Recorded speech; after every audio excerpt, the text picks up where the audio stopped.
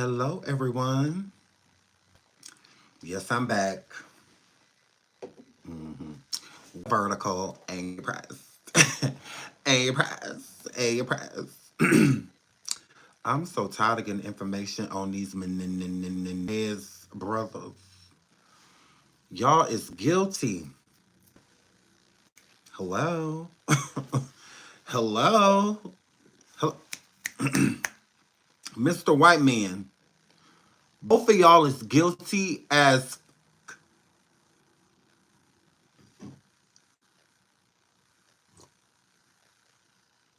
Then you got Ryan Murphy, the creep. Because like Ryan, you're weird. You are weird to literally be able to fantasize and romanticize horrible situations. You making Dahmer hot, literally. With Evan and you did the Menendez brothers. Like you wanted to make two parent KILIGN people hot.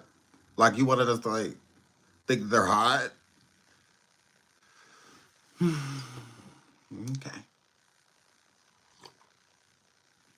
Okay. Please hit the like. Please hit the like. Please hit the like. Hello, everyone. Look at y'all running on up in here. And I'm a girl. Hey, too. Hey, Tasha.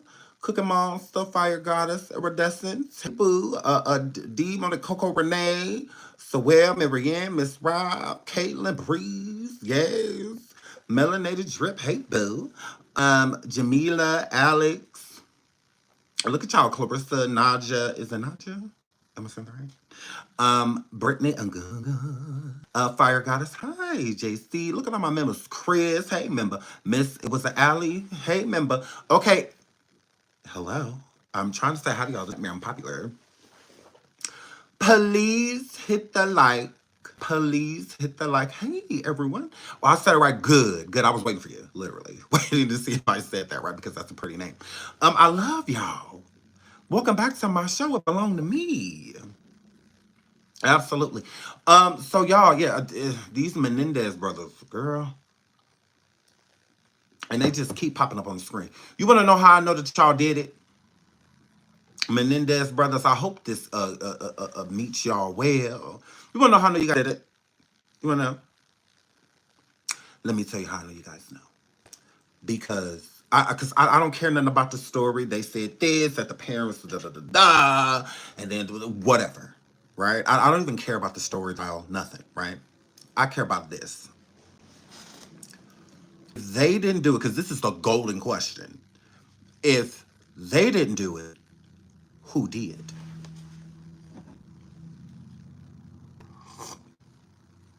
There was no other suspects. Still to this day, no other suspects. They just keep saying that they didn't do it. If I step my masculinity up, I won't be able to sleep with your dad. Your father does not like masculine. He don't like that. Mm-mm. Your dad like when I be like, put it right there, yeah. Put it right there, yeah. Put it right there, yeah. Put it right there. Put it right there, yeah. Because you gotta stop because your son's gonna hear us. Your son's gonna hear us. Like, your dad doesn't like that. I don't mind going in there. Oh. I don't mind going in there like that. I don't mind that at all. Get over here right now, nigga. Open it up. I don't mind that. But your father, likes to put it right there. Yeah. Keep it right there. Yeah. He likes that. Well, talk to your dad. Talk to your dad. I am not gonna lose him. That is a Savannah. That is a good man. Okay, I'm not losing him. I'm really not. I mean, look what happened to your mom when she did. She ain't been right ever since. That's why I won't let him come to your birthday party, ho. And you're mad. Nah. Sometimes you feel like a fatherless child. Were you on American Idol? No, I did try out for American Idol. Yeah. Back in the day, I went in there. I'm good. Hold on. I'm good, good. Yeah, yeah. Wait. I'm good. Yes. Yes, I went in there and sang Macy Gray. I went in there and said, I try to say goodbye and I choke. Yes. Try to walk away and stumble. Though I try to, well, though I try to, yeah, though I try to hide it, there we go. It's clear my world crumbles when you are not near. Yeah.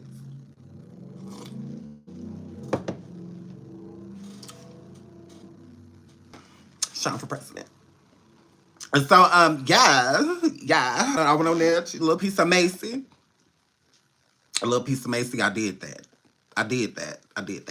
So, yes, it's a little piece, you know. hmm Yes. Iridescent, we see your comments, boo. We see your comments, boo. What is your talk about some I'm choking? What? Oh my goodness. Right, a little piece of Brittany Aguilera. That is me. We are the same. Police hit the like. 344 people in the building. 103 likes. Police hits the like or baby seals will die. Absolutely. Police hit the like or they may not make it. Okay? Why would y'all do this to baby seals? Oh my God. Yes, Henny cakes to baby seals. It's that serious. It's that serious. It's that serious. Police hit the or the baby you're pregnant with may be ugly. They exist. Ugly churn. Yes, they do. I see them at daycares. When I be dropping my churn off at school, I done seen them. They don't walk right past my car. Walk right past my car, Lord.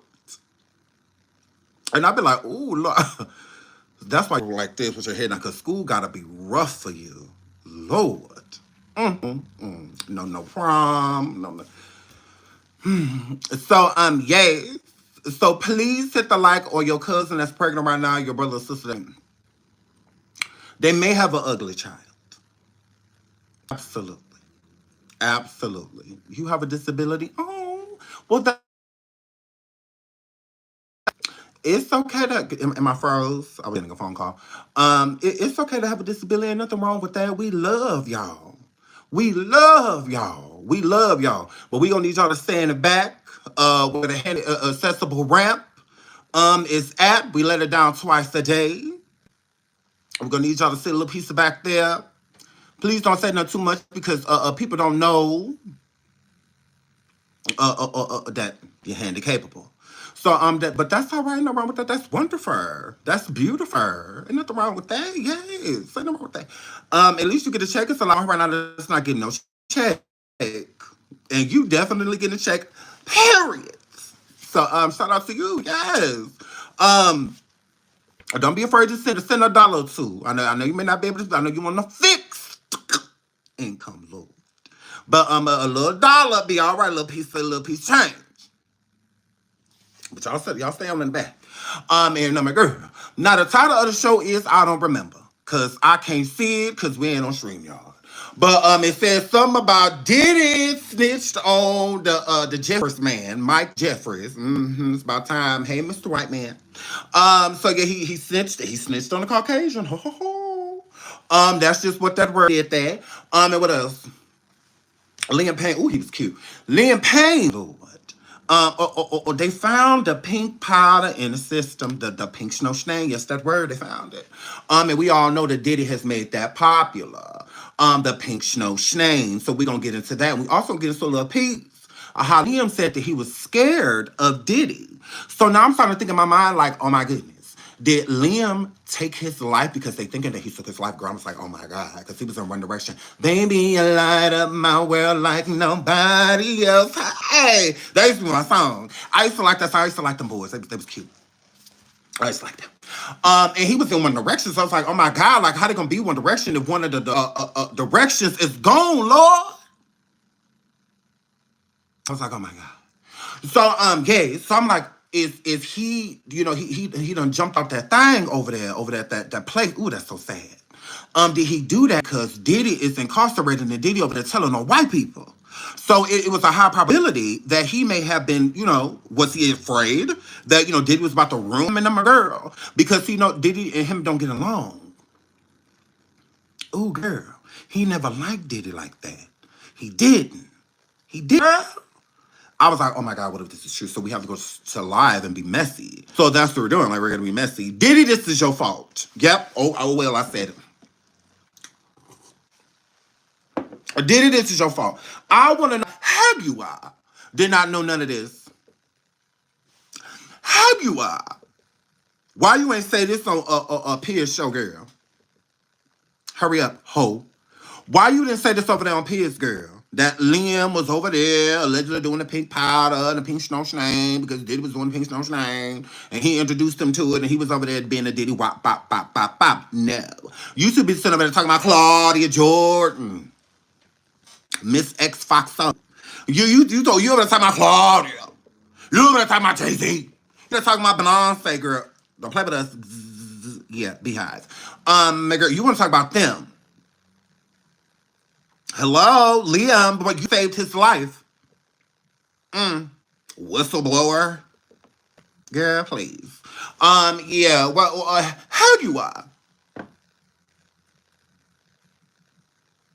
Why did you didn't know there? Don't you know everything? She's sitting over there doing interviews. Shout out to my girl, Danny Robinson. Y'all get over there and subscribe to my boo, Danny Robinson. So Danny Robinson, girl, was over there playing last night, girl. Y'all get over there and subscribe. Please hit the like. Please hit the like. Please hit the like. Okay? Over 500 people in the building, 176 likes. We can do better than that. I love you guys. So, yeah, she's sitting over there talking about some Natanya, my girl, Natiana, my girl, the one who got pop out in the face back in the 90s by Diddy and So she over there talking about her, like, it's like, wasn't you there? You are. Wasn't you there? Wasn't you on the back seat of that BMW with Pac and Suge Knight too? One you on the back of that Suburban where Biggie. You talking about some and Diddy still got a victim and she still got fragments in her face. Don't you got a little? Didn't you get grazed that night?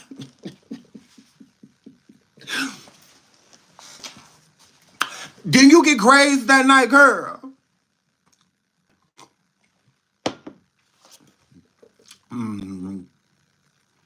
Why for come you ain't saying in these interviews that Christopher Williams was up in there to Diddy, girl? Why you talking about that? Hello? Why you talking about it? You don't talk about that no more? No? Weird. What happened to you in Common? Why you ain't trying to take him and screaming for hustling down? Okay, girl. Please hit the like. Please hit the like. Please hit the like. We said because Christopher says she's Chris says she a base head, girl. I cannot. Not Christopher says she a base head. Shout out to my baby. Hold on, my sweetie. Look at the script. She says, "Hey, SeanDavieWay, I just shared this video. Oh, thank you so much, sweetheart. You're so sweet. Thank you. I love you. Y'all get over and subscribe to look at my transcript. Shout out to her. This is my girl. Yeah, she says, y'all talk about it like what happened is a joke. What we talking about? Have you Yeah, Mick, I'm gonna need you to shut the fuck up talking to me immediately. I'm gonna need you to loudly shut the fuck up. Because we is talking about Jaguar. Jaguar is who the we talking about. And she is laughing very so much. That is what we talking about. What are you talking about? Because we talking about Jaguar. What the fuck are you talking about, girl? What are you talking about? We're not over here talking about we're not talking about Liam right now. Like if that's what you're trying to refer to. Liam, shut the fuck up. And loudly. Loudly, shut up talking to me. Talk to me as loud as you can with your mouth closed. I want you to scream at me like that. So I'm here, flip. So yeah, I just found that like y'all talking about it like yeah, it is. This is YouTube. We is supposed to be over here entertaining people. What do you want me to sit over here and do? Sit singing, girl, I'm thinking about all the limbs that passed away. And I really miss when Liam was in One Direction. I don't know him. Mm-mm. No. We don't know Liam like that, girl. So if you want to sit over here and have a funeral, that's not happening. You know him. Mm-mm. That was One Direction, not B2K, not Drew Hill. Would be devastated, and that's just what that word. But yeah, we don't know Liam and girl, so we're not about to sit over here and get fake sympathy. I'm not gonna be like, oh my god, like, no, it's sad. Like if somebody in your family passes away, God forbid, girl. Not funny, it's sad, but I also don't care because I don't know you or your family. But my condolences. Moving right along, if I was really interrupted. Back to Hagua. So Hagua, sitting up there talking about Naziana and and all of that, girl. It's like, wasn't you there? Mm. Wasn't you there? What color was that suitcase that Jay-Z had that baby in?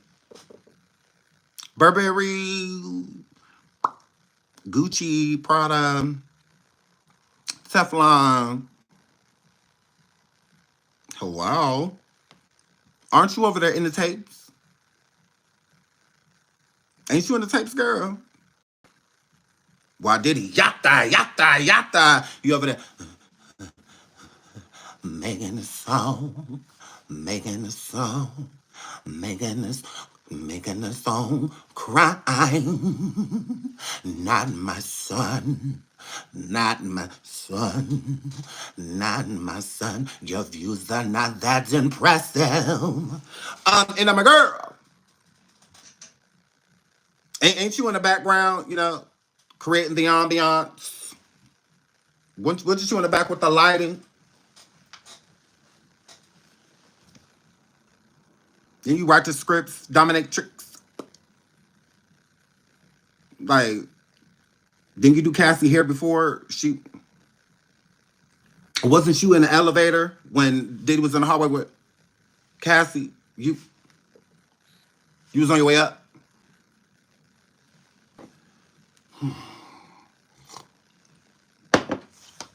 I need you to cut it out. How you are? You're stupid bitch. Mm-hmm. Absolutely. Absolutely. And we don't like your fat man. We don't like him. He's gross. He's gross. Yeah, you and that weave or something else. But I mean, keep lying, because I guess that's just what you're gonna do. But I was just wondering why she didn't know anything about Liam and I'm a girl. Now she gonna be everywhere. Shout out to Penny Willis, my baby member. I love you, sweetheart. Hold on, there's something else too. Hold on, just be flying by because I'm popular. Shout out to Travere Johnson for becoming a member. Thank you. Please hit the like. 257 likes, almost 600 people in the building. Please hit the like. Please hit the like. So yes, Hagiwara just makes up stuff. Absolutely, absolutely. Mm-hmm. Mm-hmm. Are you a Christian? Yes, joyful, joyful Lord. I say I want to know that song if I don't know the Lord. Yes, I'm a Christian. Drop it low. Yes, for Jesus. Yes, keep the Lord in mind. When you're dirty wine, drop it for Jesus. Period. So let's get into these hot topics. When we get to 500 likes, we will get into the title. But until then, we're going to be messy. So Justin Bieber reportedly looking to former business managers for mismanaging his money, but there's just one problem. He was not the they was not the only ones wasting money. He was too, and he can't really tell or decipher between if it was them picking up the money or if it was him. That the singer is reportedly considering legal action against his ex-business managers, accusing them of mismanaging his money. Sources told TMZ he's been mad about it for years and blames multiple ex-managers for losing money due to bad business. Here's the problem. He's reportedly already having conversations about suing. However, some people on his team don't think he should, as he's been blowing through his own money and may be the root of the issue.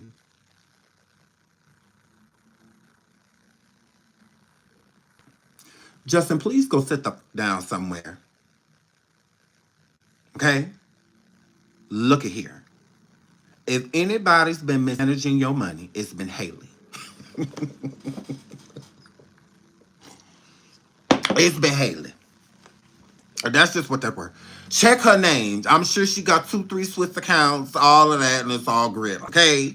If anybody been blowing through your money, it's been Haley. Okay? Let's not act like you got with her a year or two ago. No, it's been quite some time that you and dear old Haley have been fooling around before y'all got married. So, yeah. If it has been mismanaging your money, you got you fucking up the money on one side, and then you got her fucking the money up on the other side. Both of y'all collectively doing that, your girl. And since y'all don't want to blame each other, since you're just like, damn it, Haley, and she's like, damn it, Justin, you got to blame somebody, right? So why not the managers? Okay, the managers weren't mismanaging your money. Justin, that's cute for stealing. How can you mismanage money? What? Hello? Hello? Hello? Oh, bonjour. Bonjour. From France. Bonjour, Pascal. Bonjour. Yes. Crumpets. I got something else. Eiffel Tower. Just so you didn't think I was bilingual, I am, like, period. Please hit the like. Please hit the like. Please hit the like. 695 people in the building. Yes, crumpets. I did that. See, I am cultured. Y'all is welcome. Okay? I am very fucking cultured. Okay? Now, Pascal, that was it. That was it. That was our exchange. Because that's all I know. Don't keep talking to me. Because now you're going to make me look bad. Okay, okay, you said, okay, what you say? Pascal said, Jesus, bonnet, Vos. Yes! I did that. Y'all, moderators, go Google that. Go Google that. Go make sure the thing cussing me out. Go make sure. Because that could have just said, I'm your family. And, you know, that could have just said, you know, you know. Little piece of screenshot. A little piece. A screenshot that and go check to make sure that they're good on it. Make sure I don't need to cuss that person out. Make sure that I don't need to, because I'll be over here. Voulez-vous or chez la ex-wife? C'est why. Voulez-vous coucher avec moi? On periods. Yes. Yeah, see? You know I had that in me, did you? You didn't know I had that in me. Voulez-vous cool, Lou, or whatever it is. Shay. C'est why.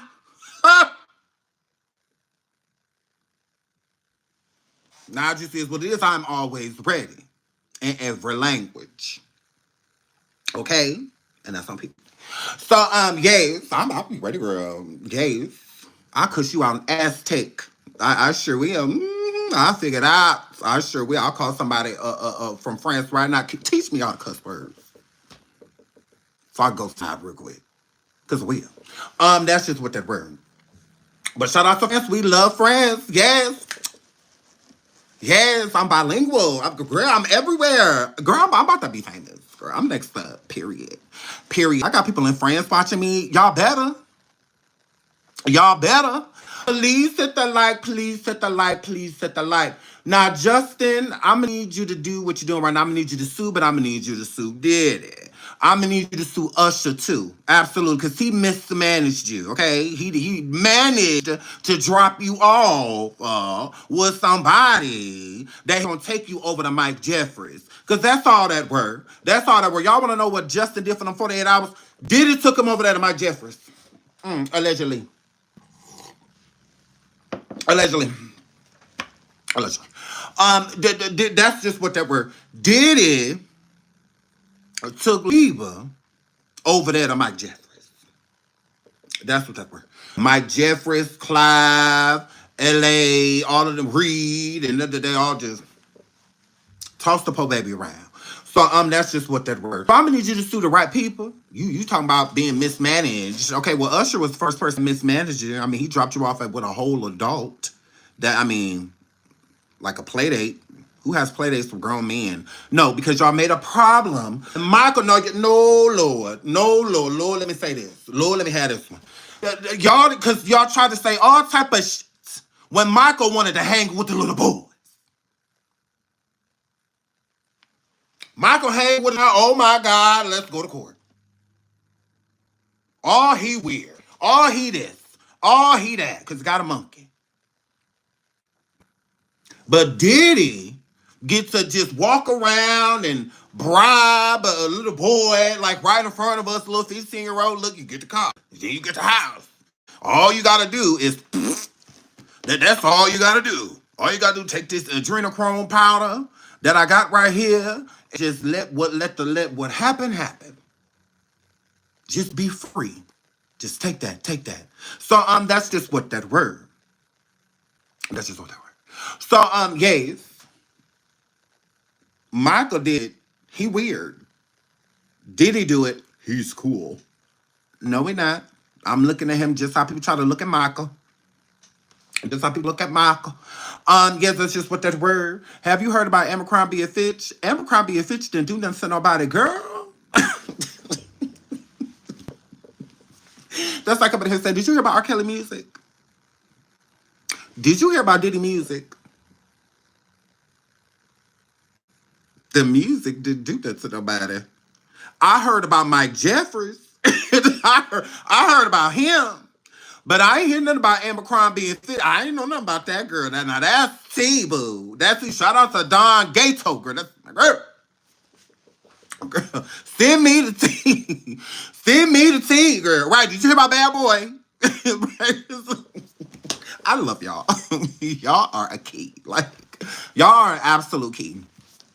But no, I heard about Mike Jeffries, boo. I ain't hear nothing about Abercrombie. The girl, my God. Who else, girl? Oh my God. So yes, I love how y'all bring tea around. Y'all is hilarious. So yeah, I'm skipping that. I don't care. Yeah, I don't care to talk about that. But yeah, I'm right along from Justin. Love you, Justin. You know, we still, you know, although he said the N-word, you know, Justin. Now, Quincy Brown. Okay, Justin. Quincy, you know, well, not Lord Quincy. I'll be sure and came with this baby that Diddy stole, literally stole from him. He got rid of his mama, then isolated him from his real daddy, his whole life, all that, just stole the poor boy. So Quincy said this past month, he said this on Instagram and put up a picture of him and all of the other hellions that Diddy is related to.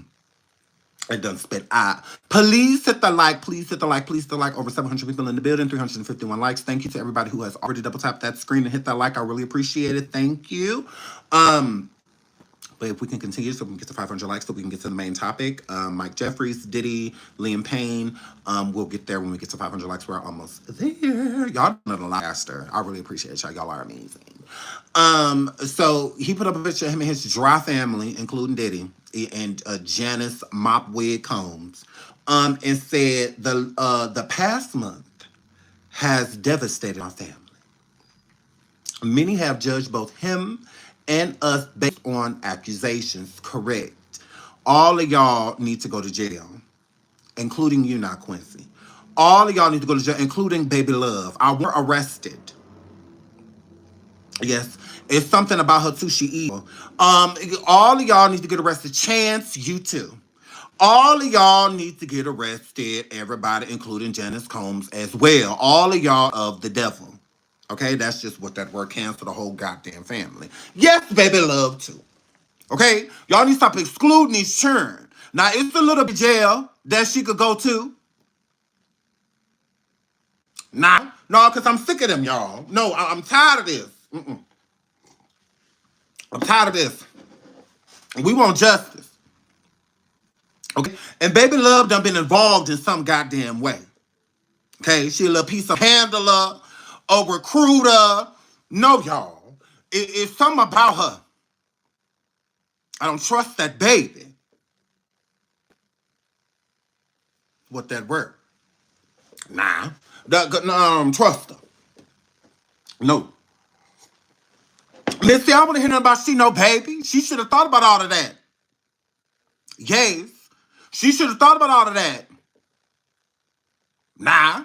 That's just what her mama, she need to go to jail. Misa needs to go to jail. All of y'all need to go to jail. Now, and all of y'all damn churn. Lock Carisha up and her 2 kids. All of that. Now, it's generational. Lord, it's generational. Lord. Carisha just got out of jail not too long ago. Hello? The apple don't fall too far. Like her mama ain't been in jail the last 15 years. They criminals, Lord. Nah. That's just what that word. And I just said, yeah, put that, it's right. At least a little piece of ankle out of the thumb. Grab her.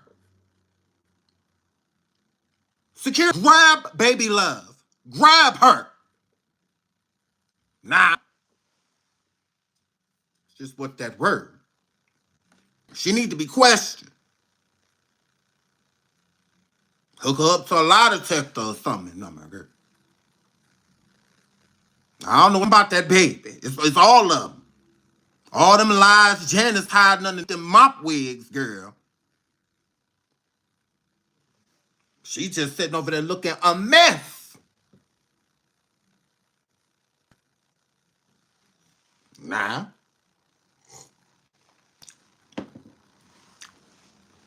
Now let me get back to this. So yes, it's 2024. Her hair still don't move, Lord. She gotta move it, Lord. It's a shame. She's still sitting over there in the Mary J. Blige I Can Love You Better wig, Lord. Yeah, so it do every time I look at her, it just look like she about to break out. Every time I see her, it's just like she about to spit something. And that damn wig. If I told you once, I told you twice. So okay, now he said based on the accusation, okay. Conspiracy theories and false narratives that have spiraled into absurdity on social media. We stand united. Good. Y'all can go to jail that way too. Supporting you in every step of the way. Why you ain't say his name? Why you ain't say your man name? Hello? We stand united. Because I'm like, who are you talking about? Like, you say, I miss you, we love you, Dad. Are you talking about Al B? Who are you talking about? Hello? He said, we stand united, supporting you every step of the way. We hold on to the truth, knowing it will prevail. Yeah, that's why he's still locked up and gonna be. And nothing will break the strength of our family. Not even him killing your mama.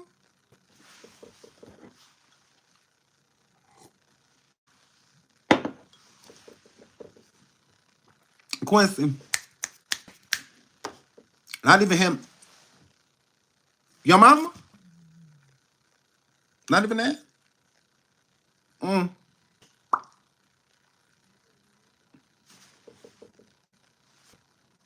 Okay. He says, we miss you and we love you, Dad.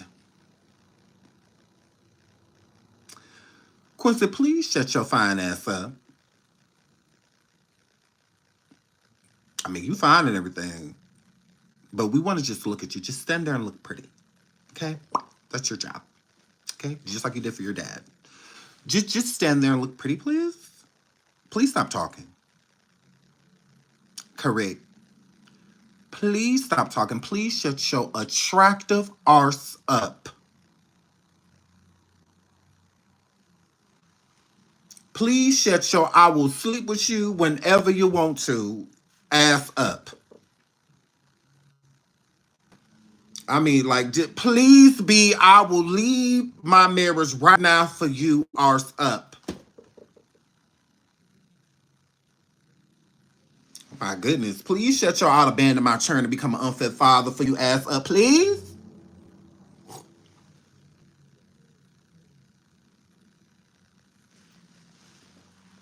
Like, you too fine for us to be doing all of this now. My God. I'm like, yeah, you too fine for all this. Please be quiet. Okay?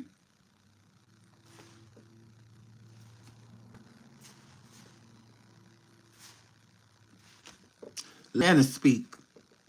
She bored the monster.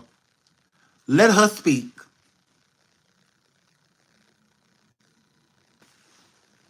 Oh my God. Like, I'm gonna break up with you if you keep this up. Okay, Quincy? It's gonna be over. You know. I know too many gays. We killing it. Stop being so basic. That's all I can tell you, heteros. Stop being so basic. I can look right now. It's like 10, 11 other people live that all eat vagina.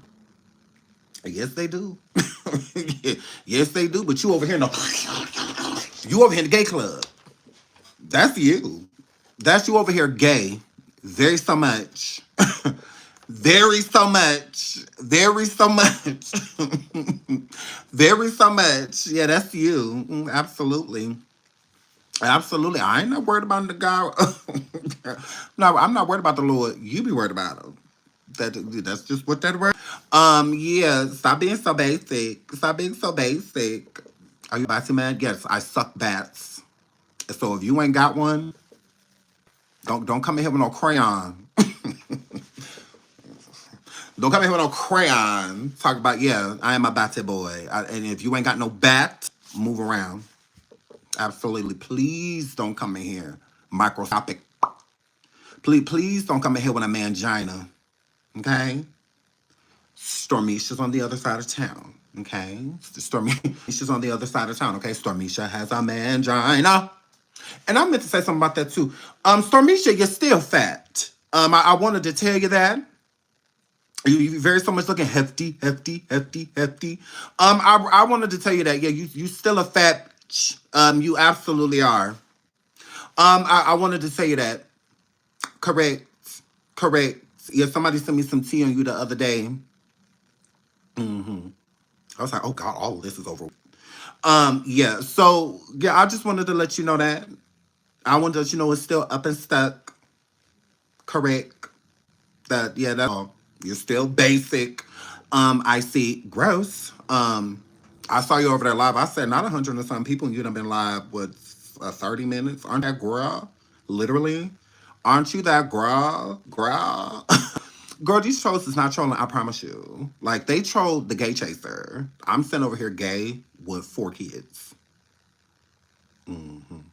Misha over there, straight, childless, about to enter his 40s, and I'm a girl. Give it up, delicious. You still look like a man. You absolutely do, Stormisha. Stormisha, I won't be your baby daddy. I know you still trying to get into the Kibi family, some way, shape, or form, girl. You've been willing to sleep with me now, finally. You know, after you show me your bussy for $5, girl, because that's all you're worth.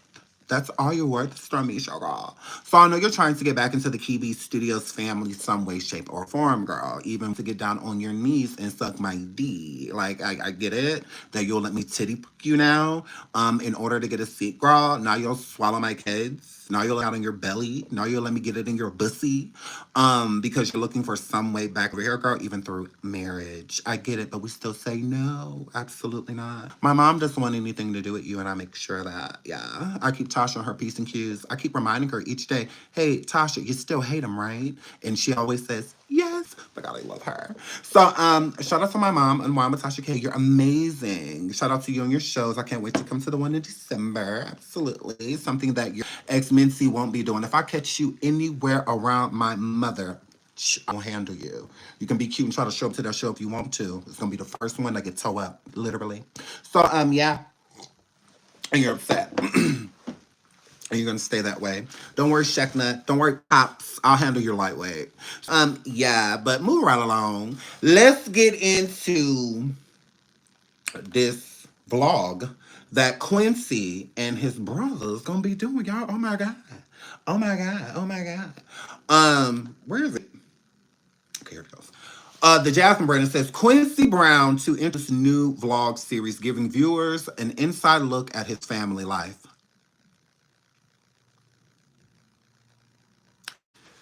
Quincy, your family, yeah, we don't like y'all. Hello, we don't like y'all. Why trust them? Because they eyes free.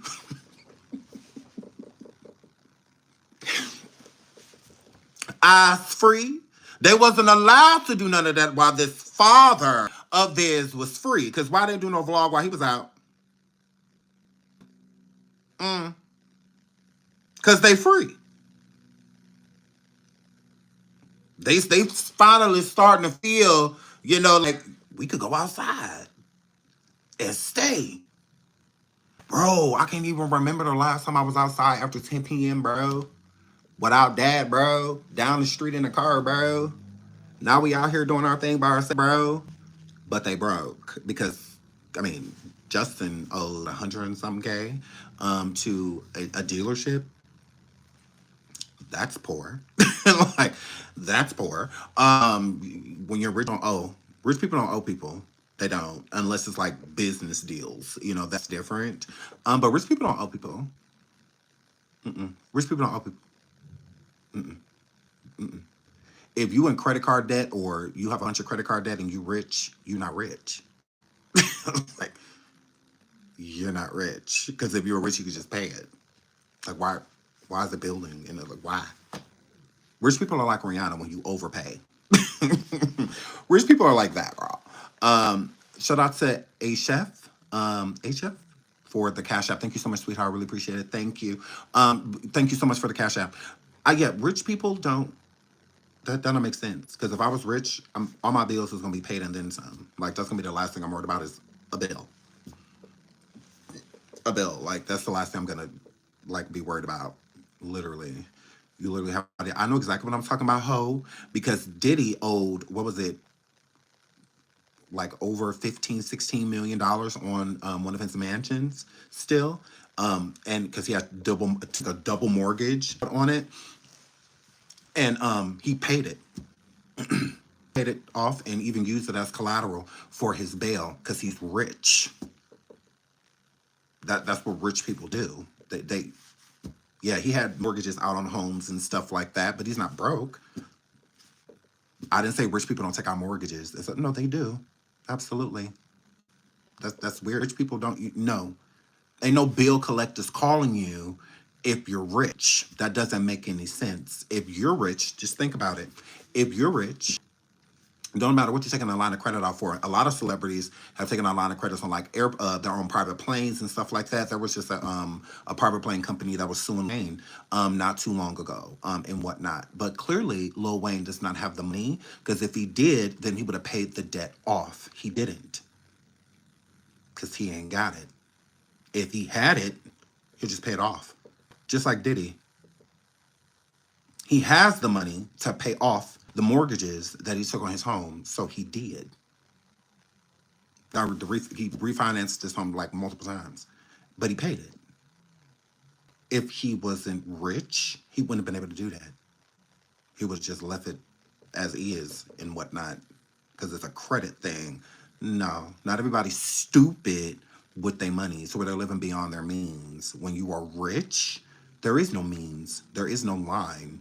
Jay-Z can't live beyond his means.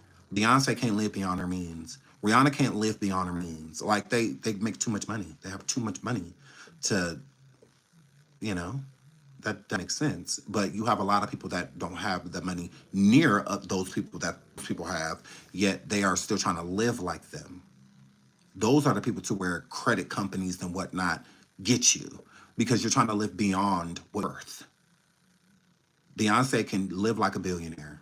Although she's not a billionaire, she can still live like one because she's close enough to it. Living your means. Yeah. So yeah, that doesn't there's no excuse to have debt as a rich person. A person struggling or was doing really well and now having a hard time or a rough patch, when that makes sense. But not nobody rich. That you rich? Bills. Girl, please. I'm not rich and my bills stay paid. So the more money I get, my bills are still going to be paid. Like that's weird. Moving right along, or no, I was gonna play a clip of the sound. Okay.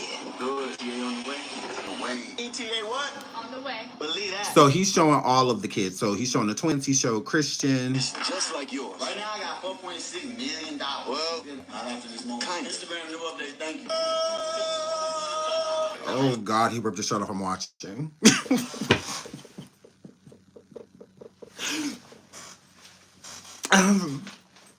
Quincy whipped his shirt off. I'm watching. It's happening. Mm-hmm. Oh, this is gonna be good. I'm watching this girl. This is gonna be wonderful. Quincy just ripped his shirt off. Watching. So that's just what that word. Yeah. Fan. Subscribe. Yeah. Hello. Hurry up and start this vlog. Christian, move. Are you sure? It's actually never as it seems. Car that don't got no driver, right? Nah, sir, look, sir. I'm always doing something. What's up, man? Always. I'm dropping 2. ETA on the way. And that's what makes this life a journey. Oh, family vacation. Diddy's and then this about to get canceled. Diddy is in it. He's showing a vacation that Diddy had took them on. Ooh, this. Get on my frequency. It's just a vlog.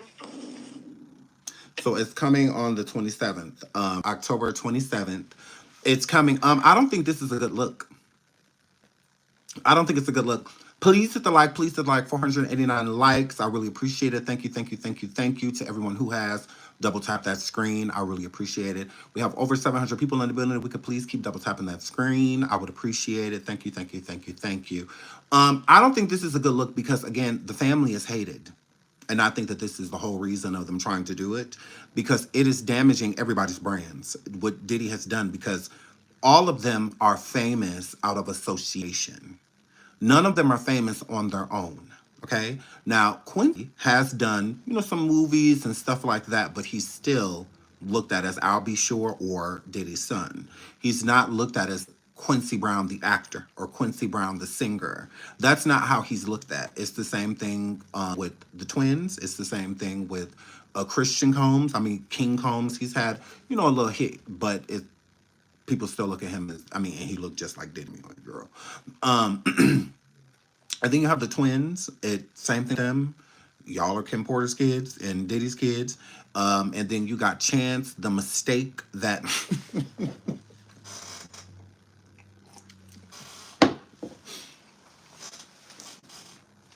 got accepted later on in life. So yeah, that's just what that were. And yeah, so no one cares about y'all lives now. This would have been cute before Cassie, but with Cassie and everything that has the domino effect that happened after, nobody cares. You can't shine a light on Diddy. He is a horrible person. That video alone with Cassie destroyed him. That destroyed him.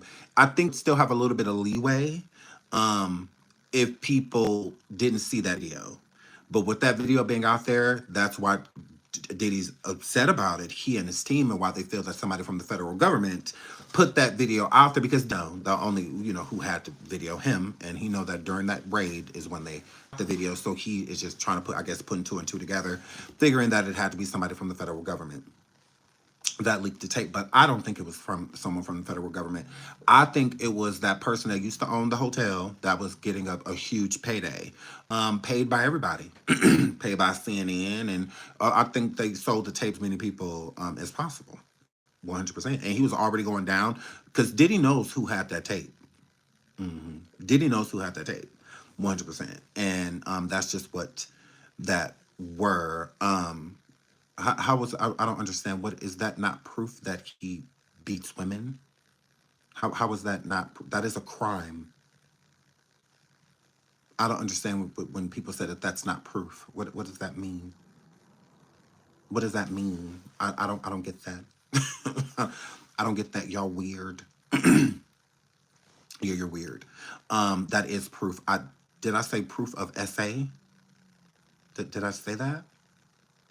See, I'm not stupid. You're stupid.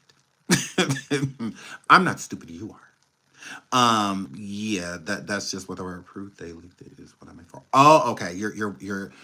That was your bad overthoughts. That was your bad. Okay, you could have wrote that differently. No. Now I take a little piece of responsibility. A little piece. A little piece.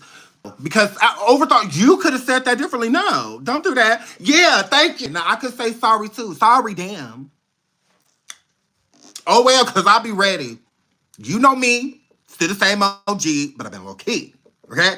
But now I can take a little piece of responsibility for that. Shout out to you, baby. Nah, I'm a little piece of sorry. I'm a little piece of sorry. For just doing that. But okay though. We all right? Don't do that. Nah. Nah, I could nah, look, I called you a little piece of stupid. Just a little piece. And I apologize because you're not stupid at all. You're not stupid, okay? Whatever. So, yes, just a little piece of sorry. No, I'm not all the way sorry. Absolutely not. I'm not all the way sorry because, like, yeah. But, get a little piece. Yes, but I love your thoughts. So, where are the publicists? That's a good question. Because this is just not a good look. Nobody wants to see them. No, yes, overthoughts do that, so we don't have to do that, girl, because I'm gonna be ready for you. Don't do that to us. Don't do that to us, because then you're gonna be running around telling everybody that I'm mean. SeanDavieWay cuss me out for nothing. If you ain't being biased with him, then he don't like you. And all of that, no, my girl. So, yeah, listen. But I love you. Quincy, you're canceled. Now, here's the thing. I do think that out of all of the people involved, Quincy, to me, would be the most liked. Out of all of the churn, I think it's Quincy and the girls. Quincy and the girls. I think that Quincy and the girls still have the twins and Chance. Not Baby Love. They need to get her. Something wrong with that baby. But I think that overall, they still have a fighting chance. They do. Quincy has a fighting chance to have a career because Diddy's not his father. I said it. And the girls still have a chance because one, they were minors. They were kids. So it's a high probability. We're hoping that they had nothing to do with nothing. But that's it. Quincy said, here's a little piece of change. Oh, thank you, Quincy. Love you, sweetie. Thank you so much for the super sticker. I love you. Thank you, Quincy. So the baby eating soup. Yes, Della, girl, where have you been? Have you not seen her? Yes. Yes, sell drugs, gamble, babysit, and all out the side. The police don't know when to kick the door in, girl. Now, baby love knows something. We absolutely do. Yes. Yes, the baby is guilty. She should know something. She do. It's all on the spirit. Okay, she knows something. So yeah, that's just what that word. That's just what that word. What about Justin? He's not his. Melanie, you said that. You said that. But Justin to me is super guilty. I think Justin is guilty of a lot of things. And I also think that Christian is too, but I mean time will tell. You know, as of now to me, they're basically innocent until proven otherwise. But the apple don't fall too far. It really don't. And if the children were more distant from Diddy, then I would think that they would have less involvement. But you always see him with these damn kids. He always with them. Always. And you got people like Boosie that has admitted that he brought his underage kids into a room with women to make sure that they weren't gay and had the women do things sexually to them to make sure that they weren't homos. And he was like in there. So you never know. There's all type of crazy things that happen in people's. We're not there. So we don't know. But with the majority of the victims and their lawsuits stating the appearance of Christian and Justin, I think that they are involved. I think they're involved in a lot. I think the girls have been isolated but close by. That's how I feel about the girls. And I'm not talking about Chance. I'm talking about the twins. Because Chance just came around not too long ago. Diddy did not, he acknowledged the fact because he didn't think that Chance was his. But come find out she was. And she was her mom was pregnant with her. At the same time, Kim Porter was pregnant with the twins. They was all pregnant at the same time. So while Kim was alive, I think that at the beginning, Kim didn't want anything to do with Chance. And I think that that kind of made Diddy the same way. Because looking at the twins as kids, there's more pictures of Ava with them than Chance.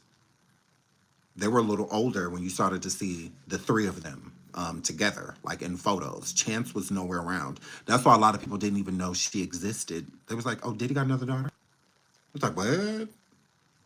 Because it was people were thinking she was like a baby. No, she just same age as the twins. Like she's just a little bit older, like a couple months older than them. But other than that, they're all born at the same time. So Chance was born before the twins, and Kim was still pregnant with the twins, and then that's why they're so close in age. Chance turned 18 last year, and the twins turned 18 this coming year, the next 2025. They turned 18, they like neck and neck in age. So a lot of people didn't even know she existed. So I feel that she was kept away due to Kim. And allegedly, Kim Porter and Chance's mom were really good friends. And I guess Chance's mom was sleeping with Diddy behind Kim's back. And Kim found out about it and she was very pissed off. She talked about it in the Ebony magazine. She didn't talk about them being friends, but she did talk about, you know, Diddy having another woman pregnant while she was pregnant with the twins. And she was not happy about it. She ended up moving out on him, all of that. She packed all her stuff and fled in the middle of the night with her children. She packed up everything and left because she found out about Chance. So yeah, the mothers definitely didn't get along too well. But Diddy was taking care of Chance financially. Still, so Chance to me, I don't think that she is involved in anything. I really don't. She could be, but I doubt it. Because she was kept away. So she's not as desensitized as like the twins and Christian and Justin and Quincy are. They're really desensitized to a lot of stuff that Diddy does because they've seen it so many times. And I do think there's certain things that Diddy would try to hide from the kids so that they didn't see. Because it's hard to portray yourself as this great person when you're doing all these horrible things because it's like the actions don't match the personality or the actions don't match the attitude, the actions don't match. So I think there's certain things that he tried to keep from them, but overall I don't think that this vlog is a good idea because the family is shunned, and for good reason. They're shunned for good reason. Diddy is an evil person. He is. And he has a lot of people that are partners in crime with him. You know, so he's not the only person, but I mean, he is a horrible person. He's been bad boy from Bad Boy Records and on. I mean, he's just done so many deplorable things, and it's about time that he face all of the people that he fucked over. You know, there are people that did jail bids and all of that for this man. You know, he pop-powed 3 innocent people, one woman in the face, and acted as if he didn't do it. You know, so yeah, I mean, there's plenty of things that he needs to pay for. This is long overdue, long overdue. I'm all for somebody in the black community that's helping the black community and is a positive influence on the black community, and certain things happen. That I understand people taking it hard when it's something like that, but this has been somebody like a black slave owner. That's how I look at Diddy. A black slave owner. That's how I've always viewed him. As a black that went and bought blacks and did the same thing, treated them the same way, and even worse. Even worse. 100%. That's how I look at him. Because that's what he's done. Made these black people work so hard just to steal from them. Just to steal. Just to not give them what they're worth, make them do all of this and give them bare minimum. But he keeps everything to him. You know, blacks were working on farms and, you know, and all of that stuff back in the day. And the farmers did no work. You know, they just sat back while we in the fields made them a lot of money, a whole lot of money. That those slaves weren't getting nothing of what they were worth. Getting food and water, and that was only to sustain them to continue to work. I mean, Diddy wasn't even giving them food and water. He wasn't even giving them that. So that's how I look at him. I've always looked at him that way. A horrible man, horrible person, a black slave owner. A black slave owner. I've always looked at him that way, and I'll never stop because that is how he is, 100%. He did that to so many people, so many people. Moving right along. Let's get into who's there. Oh, Brent Leakes. Brent Leakes. Brent. I said Brett. Brent Leakes. Nene Leakes' son. I guess he suffered from congestive heart failure. Shout out to Odetta. Thank you so much for the super sticker. Thank you so much, sweetheart. Please hit the like. We are at 564. We're about to get into the main topic right after this one. Please hit the like. Please hit the like. So I guess he had surgery. But what I was wondering is, like, how did he get a heart fast? Like, there's people that have been on the list for years, and he's not young. So I'm just like, interesting. But yeah, he went undergoing a 14-hour heart transplant.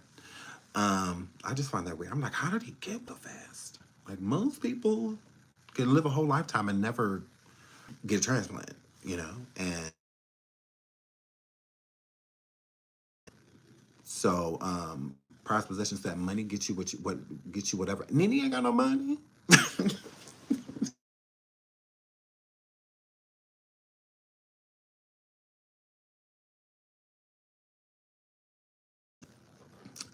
Nene ain't got no transplant money. She got a couple dollars, but I mean, she ain't got no money. But shout out to Brent. I'm glad he made it. That's a horrible surgery. That, I mean, I can only imagine, poor guy. But he's walking around, all that good stuff. So shout out to him. Nene, this is your fault. If you want to give him all them cookies and pies and brownies and or cornbread, honey cornbread, honey good cinnamon sugar, brown sugar cornbread, and all of that stuff, girl, and fried chicken and all of that to look the other way while you and Greg, rest his soul, was over there cheating on each other, arguing, all of that, girl. You don't have to feed that baby all that stuff when he and the baby no more. But shout out to Brent. I'm glad he's doing good. But shout out to him. I just saw that and I'm just like, oh my God, like he's pretty young to be going through something like that. But I mean, you just never know. Shows you everybody's body's different, you know. But yeah, so shout out to not gonna be a waste. I cannot believe I would say it's gonna be. I hope he don't waste it. I hope he don't waste it. Because there's been people that have went their whole lives and not get that call about a transplant. That beeper or page or whatever they have never going off. And to be blessed for yours too, and you on there and you get a heart, live your life to the fullest. Be the best you can be, after that. I would not take it for granted. I would absolutely not. No, I would not. Girl. I would not take that for granted. Move right along. Let's get into I like girls that wear Abercrombie and Fitch. And another one, Charles on the Pro Talker says, former Abercrombie and Fitch CEO arrested for S-trafficking, allegedly ugged and essayed young male models with a promise of a career. Don't that sound familiar? Don't that sound familiar? Crazy. Now it says, shout out to the Pro Talker says, this is insane. Feds aren't playing with these alleged predators this year. According to the New York Post, the former CEO of Abercrombie and Fitch has been arrested in connection to a SEX trafficking investigation. Authorities claim Mike Jeffries and two of his business associates, Diddy being a third, Matthew Smith and James Jacobson, were allegedly exploiting young men who wanted to model the company. They claim over his 22-year tenure, he and Smith lured the men to events around the world, allegedly forced them to take Uggs and alcohol, then SA them. They were reportedly recruited by Jacobson.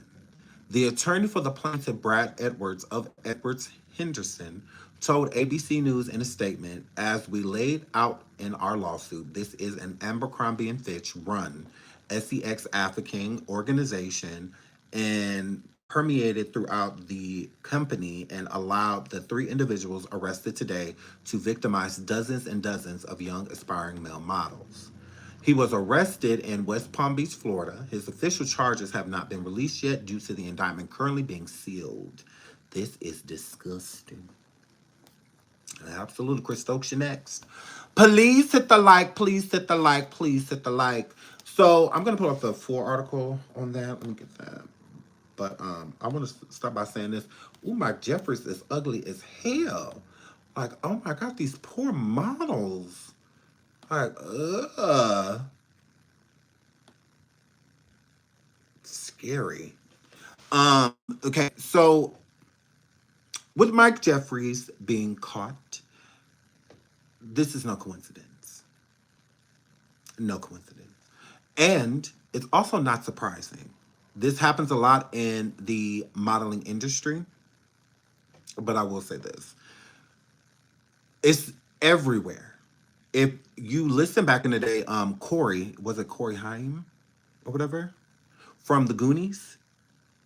He explained stories about how when they were filming the Goonies and other movies, that the directors and producers after would bring them to like these hotel suites and mansion parties, and Corey Feldman as well. Corey Feldman. So how they would take them to these mansion parties and they would give them alcohol and Uggs, like they were feeding it to them. And they were teenagers. They were kids. They were like 12, 13 years old. And they would wake up in these men's beds. And they would have like no idea what happened.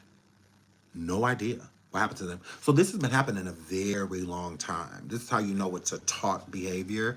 Just like all of the current CEOs and stuff like that of these companies, even the new ones, the new record producers, new directors, all of that, they're being brought into the fold. So they're doing this very same thing to these men.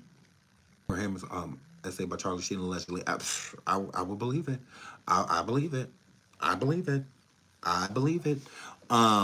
So yeah, they went through a lot. So this is, like they say, generational. This is a generational thing. So it shouldn't be a norm, but it is. The real part about what makes it normal is the silence, is that people do not say anything about it. And I think this is why they target younger people. while you grow and once you get older, you do take a lot of time to reflect.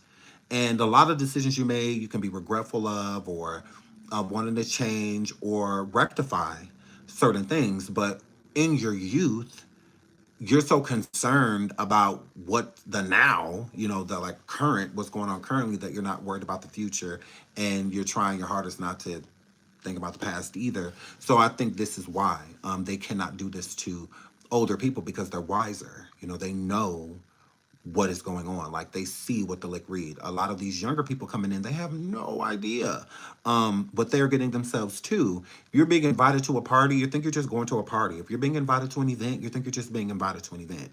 You have no idea that you are being recruited at that point in time. Like, this person complimenting you on being attractive and whatnot, you're feeling like, oh, it's because I'm a model. This is what I do. But that's not the situation. I'm recruiting you. I don't have any. The majority of the recruiters have no intention of getting these models or actors or singers, dancers, rappers careers. What their point is to get you to where the person that wants you is, and that is what happens. And some people do it willingly. Some people do it because they're influenced by the drugs and alcohol. And then you have some people that do it due to a promise.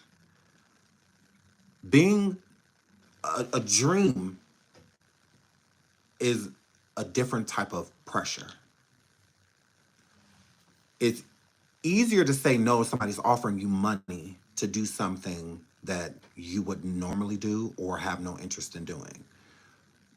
And some people are still going to say yes, just because money's involved. But you have a lot of people that will decline because they're just not, they can't bring themselves to do that because it's just not who they are.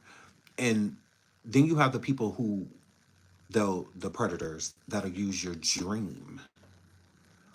Someone that changes lives standing in front of you telling you, if you do this, then you'll get this. I'll take you to the stratosphere. And that's your dream. Your dream is to be there.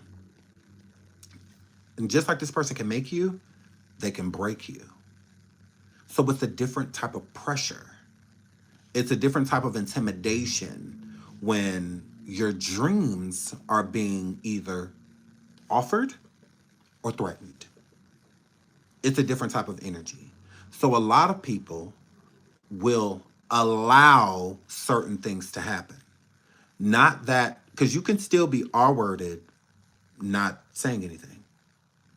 So just because you allow something to happen, it doesn't mean that you wanted to. I mean, it doesn't mean you wanted to. So whatever the person's doing to you can still feel like a huge violation. A huge violation. Like they're touching you and stuff like that. You don't want it to happen, but you don't say anything. It's still the same thing. It really is no different because you're truly not giving consent. You're not consenting to it. You're consenting to what comes with it. I'm consenting to you handing me my dream. I'm not consenting to what you're doing right now. Like, I have no interest in this. I will not approach you with this. No different. Cassie, she was unattracted to Diddy. She looked at him as her boss. She wanted nothing to do with him. She had a man. She was in love with Ryan Leslie. She had no interest. But her dream was being offered to her. And just like he offered her dream, he can take it. So, and he did just that. He took it away. So I want people to look at it from that perspective because I get that when people say like, oh, well, why do these people do it? Why do they allow them to do these things? Why do they da-da-da-da? It's a different type of pressure, When a person comes and tell you, look, I can make all of your problems go away, the devil. And that's what these men are, devils. Like, they're evil people. They really are. So let's get, hold on, let me play this. Let me play this here. Pause. Okay, so this is a little report on it. Of Abercrombie and Fitch, Mike Jeffries, who built the teen clothing brand in part on racy and at times sexually suggestive advertising, stands accused of multiple federal charges for sex trafficking and interstate prostitution. He was using his power, his wealth, and his influence to traffic men for his own sexual pleasure. Similar allegations were made in a 2023 documentary. I didn't feel safe to say no, or I don't feel comfortable with this. I didn't have control. though it's unclear. And when they mean that, like when these victims are saying they're like, I couldn't, that there are very intimidating men. So when you were being sat down somewhere in front of, literally like this is your dream. Your dream is to be on these covers. Your dream is to be on the runway. Your dream is to this. Your dream is to that. Here's the person that can make that happen. So the intimidation in that is somebody you respect immediately, like coming in the door, like, okay, this is Mike Jeffries, the, CEO of Abercrombie and Fitch. Like, wow, like this is like an honor, is how they take it. So when they're sitting down with this man and he starts touching on them or, anything like that, you don't feel like you have the power to say no. Although you want to, you just don't feel like you can because of the power that gets it. Saying no takes my dream away from me. Saying no, he can blackball me, blacklist me so that nobody wants to work with me. I'll never be on the runway. I'll never be in the front of the Abercrombie and Fitch stores with, my with their clothes on. Like all of that goes away if I say no. So it's a very numbing place. I'm sure it's a very numb place because you just don't know what to do, within that moment. If it was just a random person doing it, a person that's what, when we say powerful, that's what we mean. You're a powerful entity. So say your dream is to meet Jay-Z and to work with Jay-Z. If Jay-Z comes into that room with you, just his presence alone is going to be intimidating because you don't really know what to say. You don't want to say the wrong thing. You don't want to seem clingy or anything like that or fan out. You don't want to do those things. You want to try to keep yourself reserved and have a conversation, and then he just start touching on you and stuff and telling you like, oh, well, but you just kind of just freeze up. You don't really know what to do because of how powerful this person is. And it's not just the power that they have, it's the power of people not believing you because of who they are, not being believed because it's a super famous person. Like this person is really powerful. Like nobody's ever going to believe me if I leave this office and say that Jeffries did ... If I leave this office and say that Diddy did ... No one's ever going to believe me. If I say Clive Davis or, Harvey Weinstein, Jeffries, the Bill Cosby, R. Kelly. If I say these names, no one's going to believe me. They're going to think that I am lying. So that's part of power within that they have. It's like a lose-lose situation, and it's what makes you freeze within that moment. It's trying to weigh an option that you didn't know that you would have to think of. Why would you think meeting Mike Jeffrey, you would have to think if you wanted to sleep with him or not because you don't, and how you would avoid sleeping with. That's not why I came in here. That's not why I'm here. Like, I didn't come to meet you to sleep with you or anything like that. And it's the same thing with Cassie. She was put in the same situation. Diddy was her boss. How do you say no to that? Like, how do you say no to someone this powerful? Like, he has my dreams in his hand. I'll go back to square one or ground zero if I decline this person. These men were going through the same thing. Why would he not have learned this? Diddy, because Abercrombie, Lord, Mike Jeffries has been in this game quite some time. And they used to run into each other all the time. Mike Jeffrey, Diddy did have Sean John back in the day, so a lot of the models would frequent each other. Models model for everybody, so, unless they're in a contract. So if they're not in a contract with their freelance or free agent model, they can model for anybody they want to. So one day they're on a runway doing Sean John, and the next day they can be doing Abercrombie and Fitch. So, so they're definitely tied together. Mike Jeffries and Diddy have sat at a lot of the same tables, been to a lot of the same events, have even partnered with certain things. So it's no coincidence that now that Diddy is arrested, that here comes Mike Jeffries and his associates getting arrested too. Here, if they were part of today's charges. According to the federal indictment, Jeffries, along with an employee and his romantic partner, employed coercive, fraudulent, and deceptive tactics to get men to attend sex events, both within the U.S. and overseas, including France, Morocco, and St. Bart's from 2008 to 2015. They spent millions of dollars on a massive infrastructure to support this operation and maintain its secrecy. Prosecutors say the men were paid and led to believe they could get modeling deals or career opportunities. And that's where the African comes in for a lot of the soul people in the back. They'd be like, oh, well, if they're going and when is have CX a crime, it is when you're doing it like that. Yeah. If you are, it don't matter even if you're powerful, just like anybody. If I have a company right now, if I say I make a company, right now, I'll just use my show as an example. So I'm going to put a panel of people together, right? Okay, I'm going to put a show together, and I want people to audition and whatnot to be on the show, blah blah blah. So then I fly y'all out where I am. Okay, nothing's illegal about that. That is all of this is legal thus far, right? And then say while we are hanging out and while we are chilling, we decide that we want to take it further. That we like each other. So now we're being sexual and, doing stuff like that and blah, blah. That's not a crime. Two consenting adults that just so happen, even if you work for me, now what makes all of this legal, I didn't promise you anything. I didn't say that if you sleep with me, then you can have this position. I did not give you any money. I didn't do any of that stuff. That is illegal. That is not as African. No, it is not. It has nothing to do with African. But if I tell you, once you get to me, I'll give you some money to sleep with me after I done flew you to where I am and whatnot, that's African.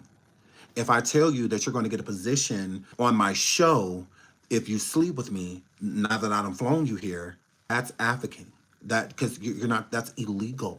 You're not allowed to do any of that stuff. All of that is illegal.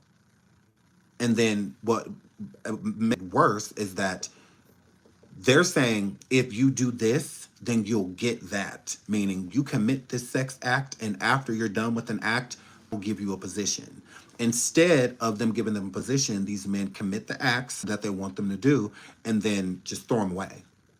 Act like they it never happened, forcing them and making them sign NDAs and stuff like that. Like this is where the problems come in, into where they turn criminal, right? So Diddy being as rich as he is, Mike Jeffries being as rich as he is, they don't have to pay nobody to do nothing. They don't. There's many models that will sleep with them for free, that will sleep with them with no promises of an advancement in a career or nothing like that. Same thing with Diddy. There's plenty of people that he could just fly out and consensually have SCX with, okay? The problem comes in is when people are being drugged. This is happening in all of these situations. You don't get to try to coerce someone to do something when they don't do it, make them drink something that is laced to coerce them into being SA'd by you and then flying them back home after you done promised them all. Like, no, all of that is illegal. You could do it for free. The reason why Diddy and Mike Jeffries are being charged with this is because they ugly.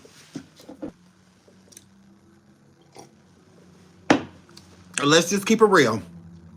They're ugly. Okay?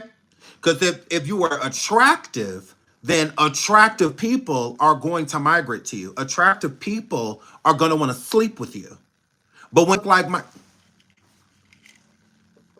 Mike Jeffries, and then you look like Diddy, people have said a lot of stuff about Diddy, but he's not known for being fine. He's not known for being attractive. He's not known for being sexy. He's not known for... Now, have people said it? Yes, but few.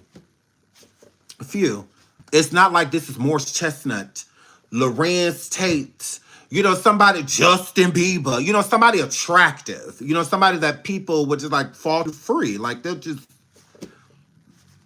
And attractive people, because attractive people are going to attract attractive people. This is why they have decoys like Diddy. He used people like Cassie and Miami and Kim Porter because he is ugly. So the men that he wants to be with and when aren't attracted to him, they don't want anything to do with him like that. They don't look at him like he's ugly. Okay? But somebody like Prince The singer Prince, he had men and women falling to his feet. You will never catch Prince in nothing like that. God rest his soul. He was too attractive. All that. Prince was a beautiful man. Like, he was attractive. You know, so he didn't have to worry about that.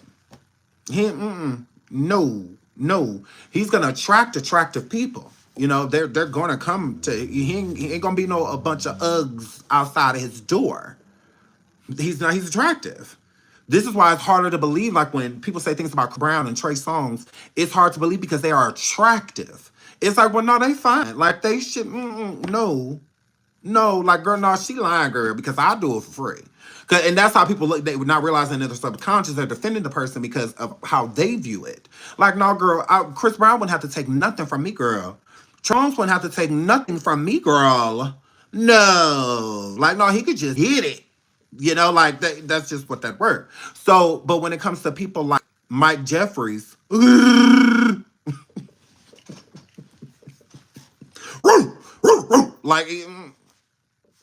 no, like he giving farm old McDonald, and Diddy has never been cute, ever. Ain't no cute picture of him. No, the only reason why Christian Combs is attractive is because of his mama. Kim made Diddy cute. Literally.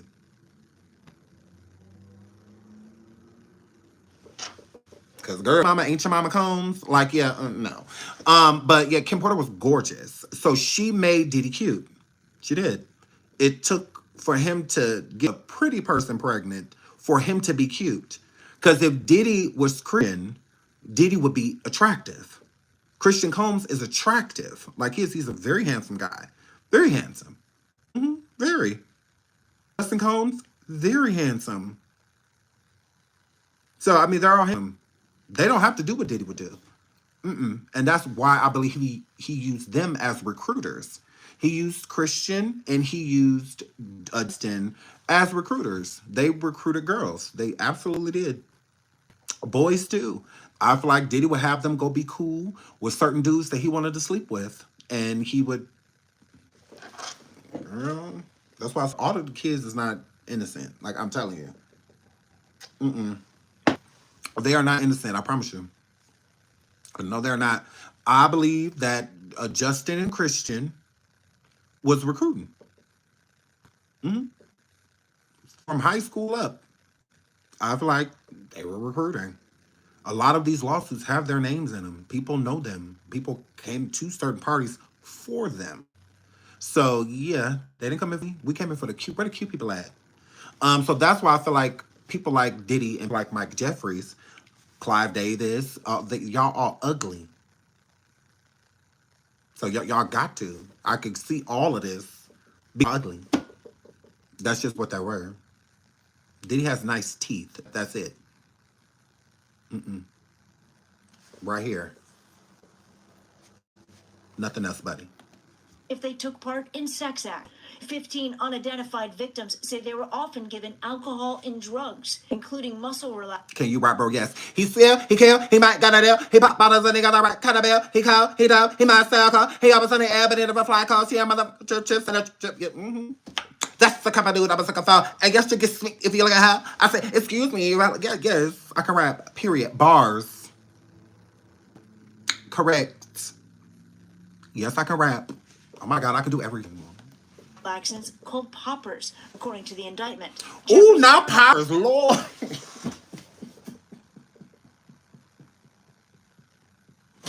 Ooh, now poppers, Lord. Ooh, let me hear that again. Gay. Ooh, let me hear that. Ooh, now poppers. Jeffries' attorney did not respond to NBC's request for I bet comment, he didn't. but spoke after his client was released on bond by a Florida federal judge. We'll be dealing with these matters in court, not out here. The former CEO stepped down, rolling. Who? And he put his finger in their face. He said, we will be dealing with these matters in court and not out here. Get your hand on my fucking face because your client want to be touching on boys. Why are you mad at me? What you mad at us for? We as reporters, we as asking the questions, sir. Don't you run your little white ass past us. Got your damn nerve. They gonna put their fingers in it.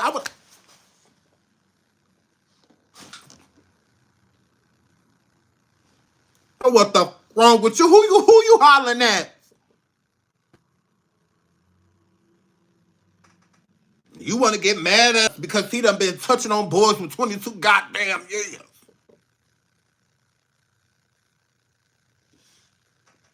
Girl, he put his finger in their face and all of that.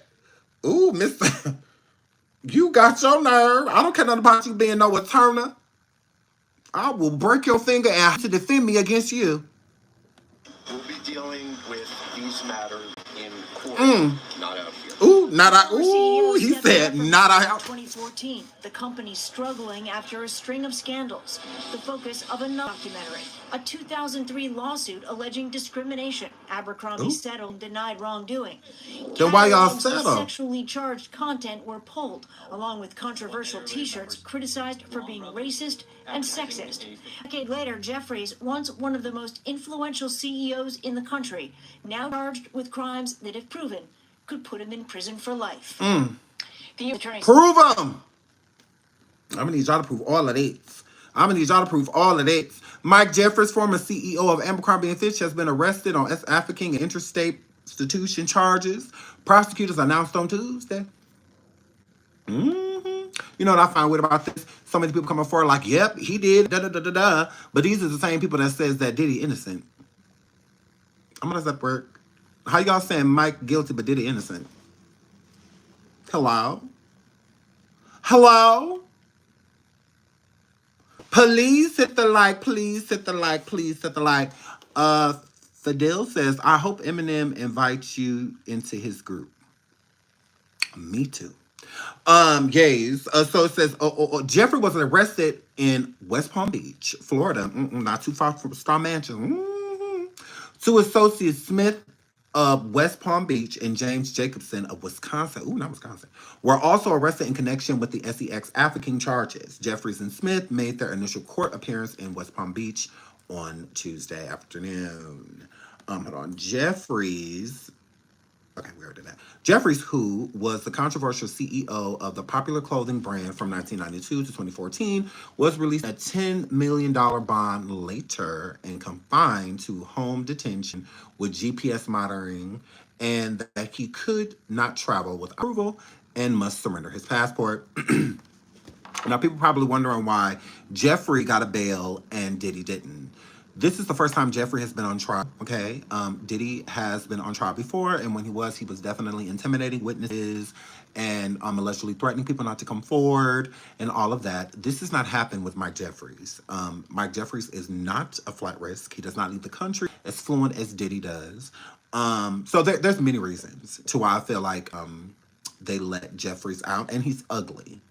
So being ugly, ugly people really be in the crib.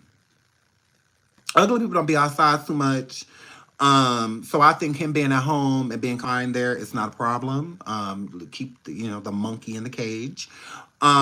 So Mike Jeffries and my girl, I could see, them trusting him not doing, I don't see how they could believe anything he says. His face doesn't move. Okay, he hasn't smiled since 2004. And my girls, this is him smiling really hard. This is him sad.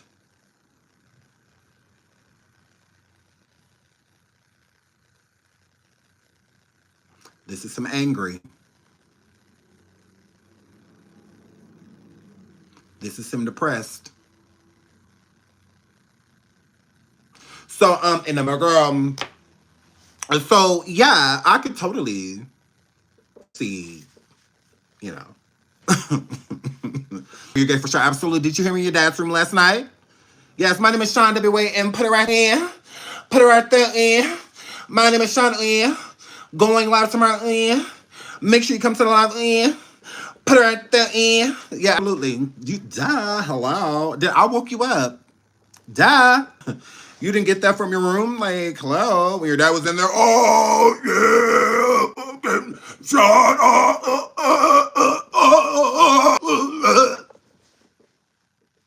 Oh, yeah, put it right there in. Put it right there in. Yeah, what about it? I'm getting up to your dad. What about it? Okay, girl, please do not set me while I'm in here trying to digest your siblings. Okay? All right? You're just like a fountain. Oh my God, girl, it's like a water hose. Like, girl. So please, while I'm digesting your siblings, okay, please do not upset my gay pregnancy with your dad. We're going to have another gay. I mean, we already have you. So yeah, while your siblings are resting, okay, while they're traveling through like my tubes and all that stuff, girl, shut the fuck up.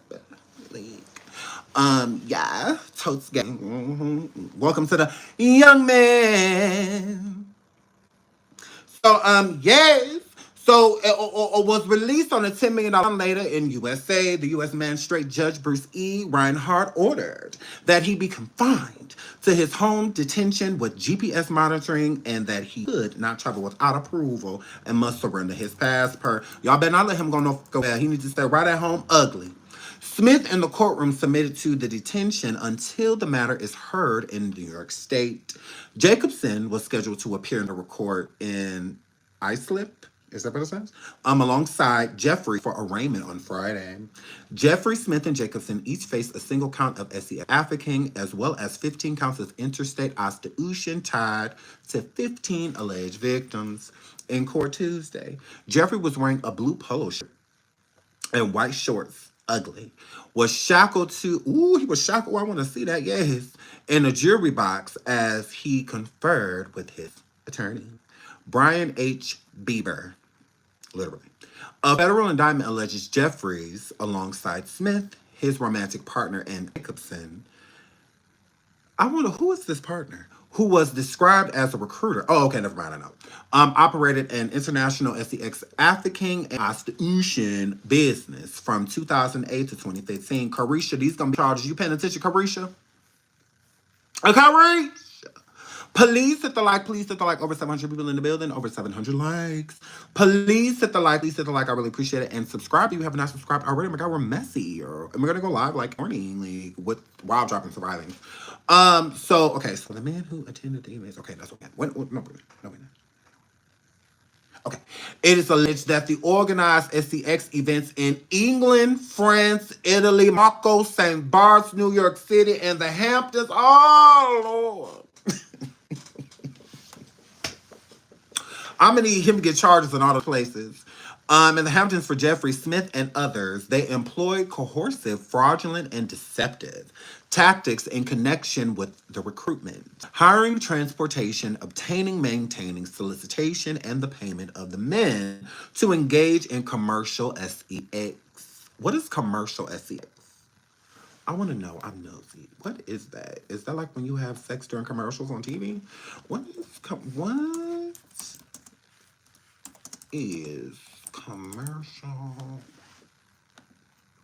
sex?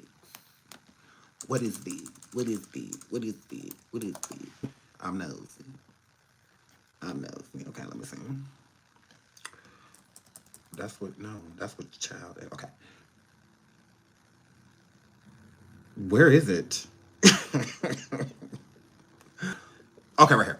So it says commercial SEX Act is defined very broadly to include any SEX Act on account of which anything of value is given to receive by any party. Okay. So basically a commercial X Act is if you're promised anything, whether it's money or promotion, it doesn't matter what it is, just anything of value that is being traded for you to bang bang bang ski girl, for you to yays. Let's keep going. Okay. The men who attended these events were led to believe that it could lead to modeling opportunities or help their careers, or that not complying with the request for certain acts during the SCX events could harm their careers. The indictment alleges. The youngest of the alleged victims was 19. Prosecutors said in a memo to the court Tuesday. Many of the victims, at least one of whom was as young as 19 years old, were financially vulnerable and aspired to become models in the fashion industry, a notoriously cut world, the memo says. Indeed, some of the men they recruited had previously worked at Abercrombie stores or modeled for Abercrombie. Funny story. I worked at Abercrombie when I was 17. I think I was like 17.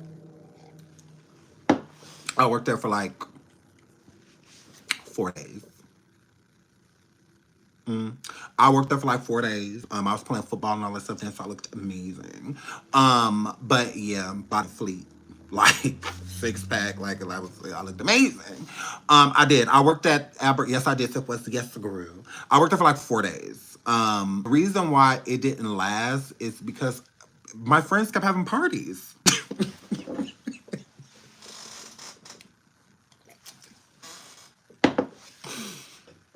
My friend kept having parties though. I was not missing them parties. Girl, please, I said for the job. Yes, yeah, my friends were having parties. Like I was not missing them. I was popular. I had a rep to protect. Duh. I couldn't tell my friends like I gotta work like gross. Like no.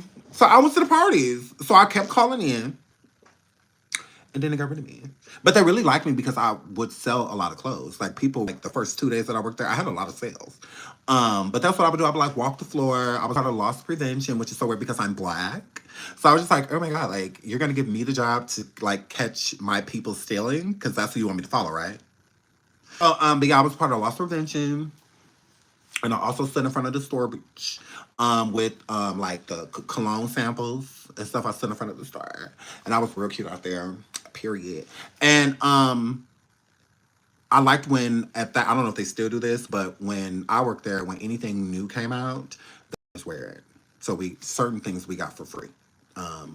When they would really wanted to promote, like they would have us stand outside the store or walk around like in front of the store and like try to get people to come in and stuff like that. So I got a couple shirts, like 2 shirts, for free, girl. So it was cool. Like it wasn't a bad job. Like it wasn't bad. I was just popular. Like I was popular. Like whatever. So, yeah, my friends kept having parties, so I quit. Well, I didn't quit. I got fired. So, yeah, whatever. But yeah, I was like 17 when I got hired there. So, where and you know how I got hired? I got hired because I was in the store with my friend, and I was convincing 2 of my homegirls to buy something, like because they wanted my, I guess, like approval on the cook, because I was like such a fashionista, like oh my God. So they wanted my opinion on clothes. So then I put like some outfits together for them, and the manager was watching me, and both of my friends and Sarah, they both liked what they had on, and they ended up buying what they had on. So she asked me if I wanted to try. That's how I started working there. And I lasted like 4 days, 4 maybe 5 days. But yeah. So she was just like, "Are you looking for a job? Do you work?" She's like, "How old are you?" So I told her I was like, "I'm 17." There's so much. 17 years old, big dot, and yeah. She's like, "You want a job every time I'm working?" So and then yeah. But that's how I got the job, and it did no lyrics. It absolutely did not. But let's keep going. So, Jeffries and Smith Jacobson were allegedly recruited, hired, paid. Okay. For SEX acts. No, we didn't read that. Sorry. Um. Okay, that's where we were.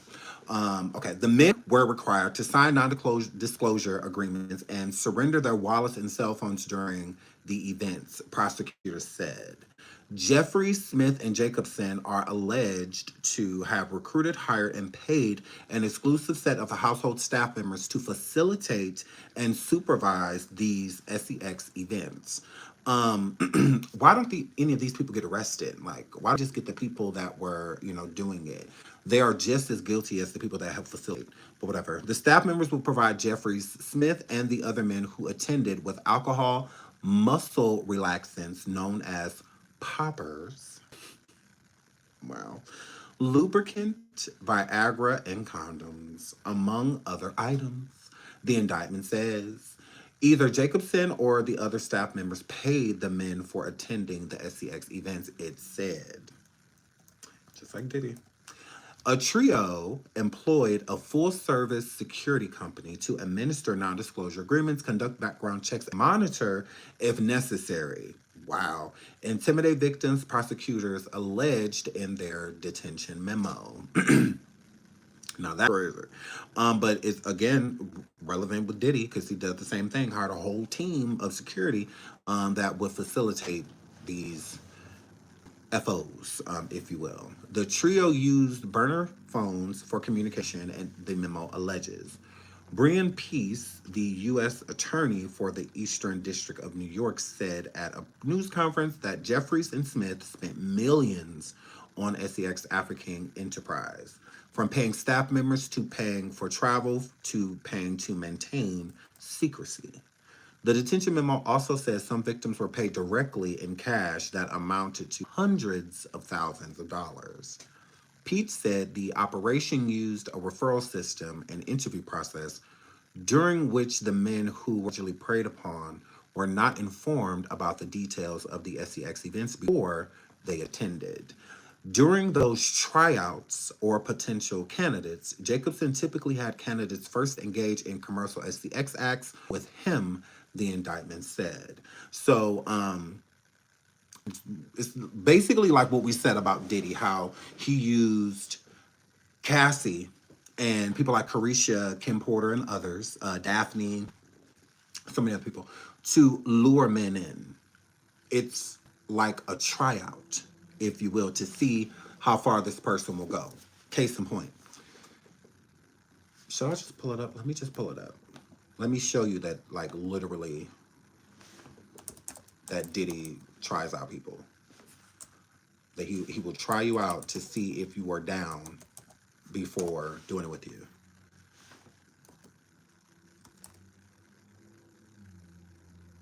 Okay, yeah.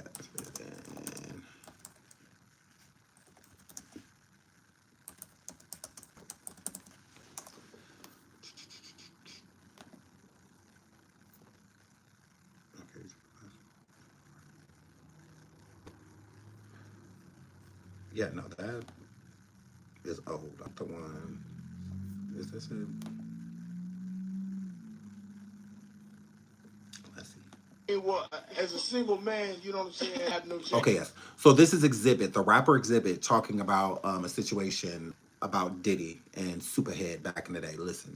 What's your story? Yeah, what happened? Nah, I mean, well, as a single man, you know what I'm saying, I have no shame in my game with that. You know what I mean? So that's where I was at the time, and we went to Florida. We got invited to a Puffy party, the New Year's Eve party. Went to the party.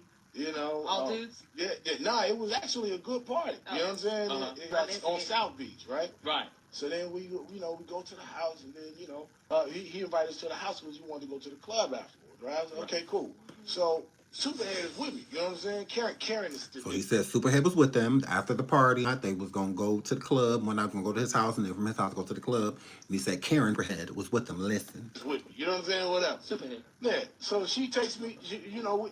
Puffy calls me outside. He's like, hey man, you know that you know about the girl you. I was like, yeah, nigga, everybody know, but you know what I'm saying? What's happening? You know, it's like, that's the devil, man. You know what I'm saying? I was like, what you mean that's the devil? The devil got a pretty mouth. Yeah, I was like, what you mean that's the devil?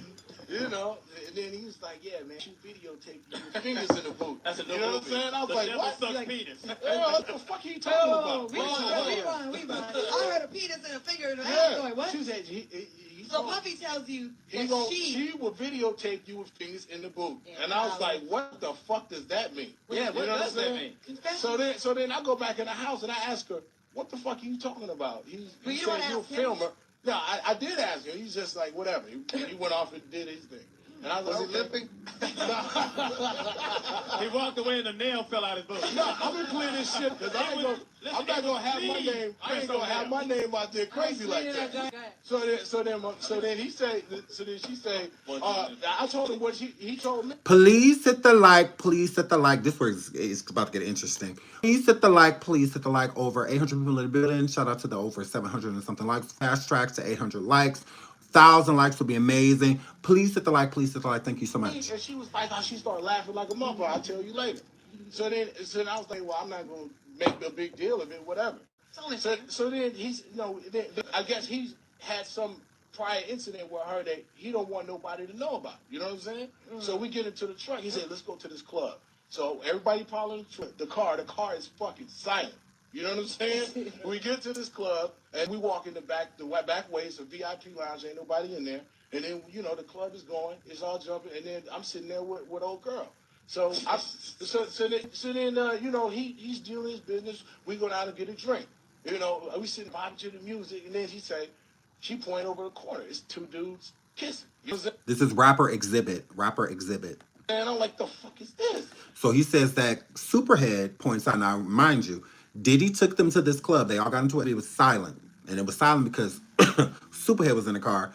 But Diddy was telling him certain things about Superhead, like, oh, the girl you with the devil, she videotape you with fingers up your butt, and all of that stuff. So it sounds as if Diddy doesn't like Corinne, at this point in time, but that's not true. He was actually using her to basically try out Exhibit to see if Exhibit would be down, for the freak offs, and whatnot. So, this is what he's talking about right now. So he says they get to the bar, they go through the back door, the club, and they go through the back door. So going through the back door means you don't know exactly what club you're at. Because you're to the back. So going in through the back door, he said as they were sitting in their head, that was vibing, he was chilling with Superhead, and they were vibing, and then all of a sudden, Superhead tapped him and was like, look over there in the corner. So then he said he looked over in the corner, and it was two dudes. So then this is when he realizes that Diddy took them to a gay club. It was a gay club, that they were in a literal gay club. And listen. You know what I'm saying? So I'm like, okay, then there's girls in the club too. And then she pointed it's another dude over there, like, butt-ass naked dancing. You know what I'm saying? Butt naked man dancing. That's gay clubs. In gay clubs, there are go-go boys. There's plenty of them. There are plenty of go-go boys. They usually don't have go-go boys in straight clubs. That's usually not a thing. Sometimes, but usually, go-go boys are at gay clubs. They're not. Now I've seen gay clubs have go girls. The go-go girls. And it will usually be both. Like to have boys and girls, but usually it's boys.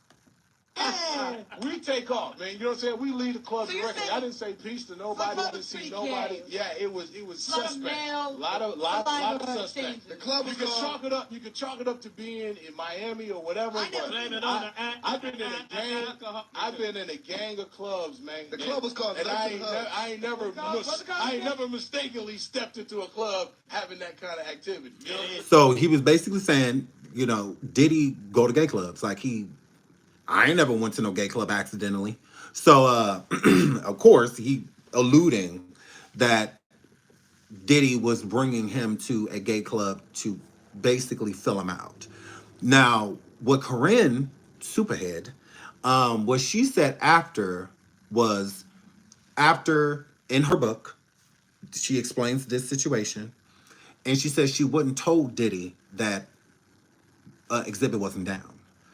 So that was them testing the water to see if Exhibit would be down for a FO, because that's what Corinne used to do. Corinne was a FO girl, like Cassie and others. She definitely was back in the day, but for multiple men, high-powered men. The Irv Gottis, the Diddies, all again. She was. That's what she was. She'd sleep with girls, men.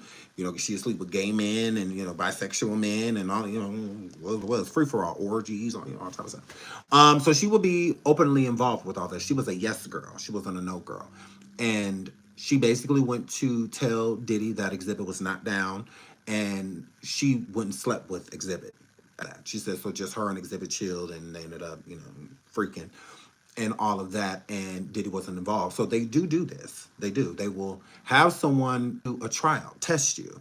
Not only did Diddy try to test him by saying that the girl you with, she'd stick, she'll record fingers, but, and all. And Exhibit like, what? Like, what the, you talking, like, she ain't putting her fingers nowhere near there. Like, she may have did that with you, but she ain't gonna get caught with no fingers up that belong to me. Is what that word. It's okay when the motherfucker tried it on you. But yeah, she would not be doing that to me. So I ain't worried about none of that player. I'm trying to get some Uchi Wally Wally Uchi Bang Bang. I'm trying to get some cooch. I don't know what you be able to do, weirdo. But I'm trying to get some cooch. Is what Exhibit was on. So he's trying to get some of that superhead. Is what was on. He wasn't on no booty play. Yeah. But Diddy, since that didn't work, then he took him to a gay club. Gay club didn't work. Once he seen the men making all that stuff, he was just like, yeah, this ain't for me. You already ready to go. So she was like, yeah, and they left. And she called Diddy and told Diddy, like, yeah, he's a no-go. So they will test you. They absolutely will. So this was Exhibit speaking without speaking. He didn't even know that he was being tested to be a FO. He had no idea that's what that word. Because Ja Rule was. Ja Rule was a FO. Hold on. Hold up. Ja Rule the rapper? Yes. Now, Gene Deal said, which is Diddy's ex-bodyguard, Gene Deal said that, what's his name? Oh yeah, Ja Rule and Diddy were in a hotel room alone with toys and stuff, and they both came to the door with towels wrapped around them. But Ja Rule's wife popped him years ago. She sure did. What up?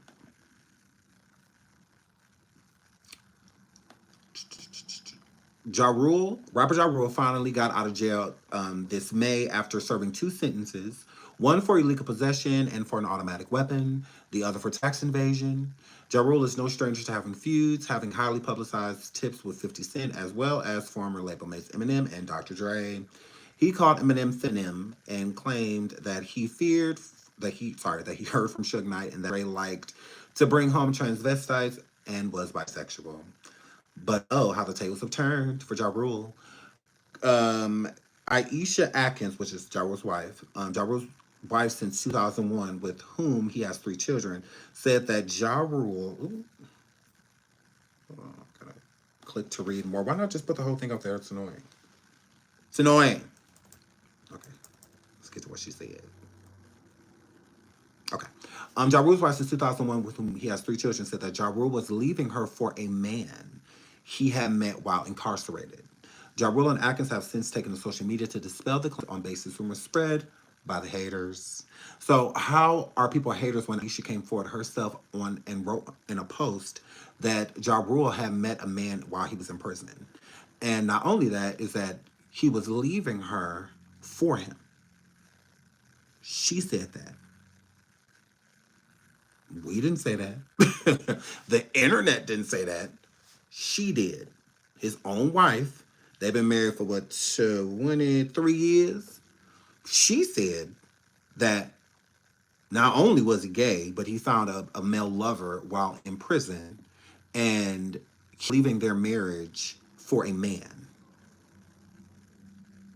Then he kissed her arse and got her to come online and state that she was lying. I don't think she was. I think she was lying. She had been mad at Ja Rule plenty of times. Plenty of times. I'm reading this from www.shakya, but if you go to, hold on.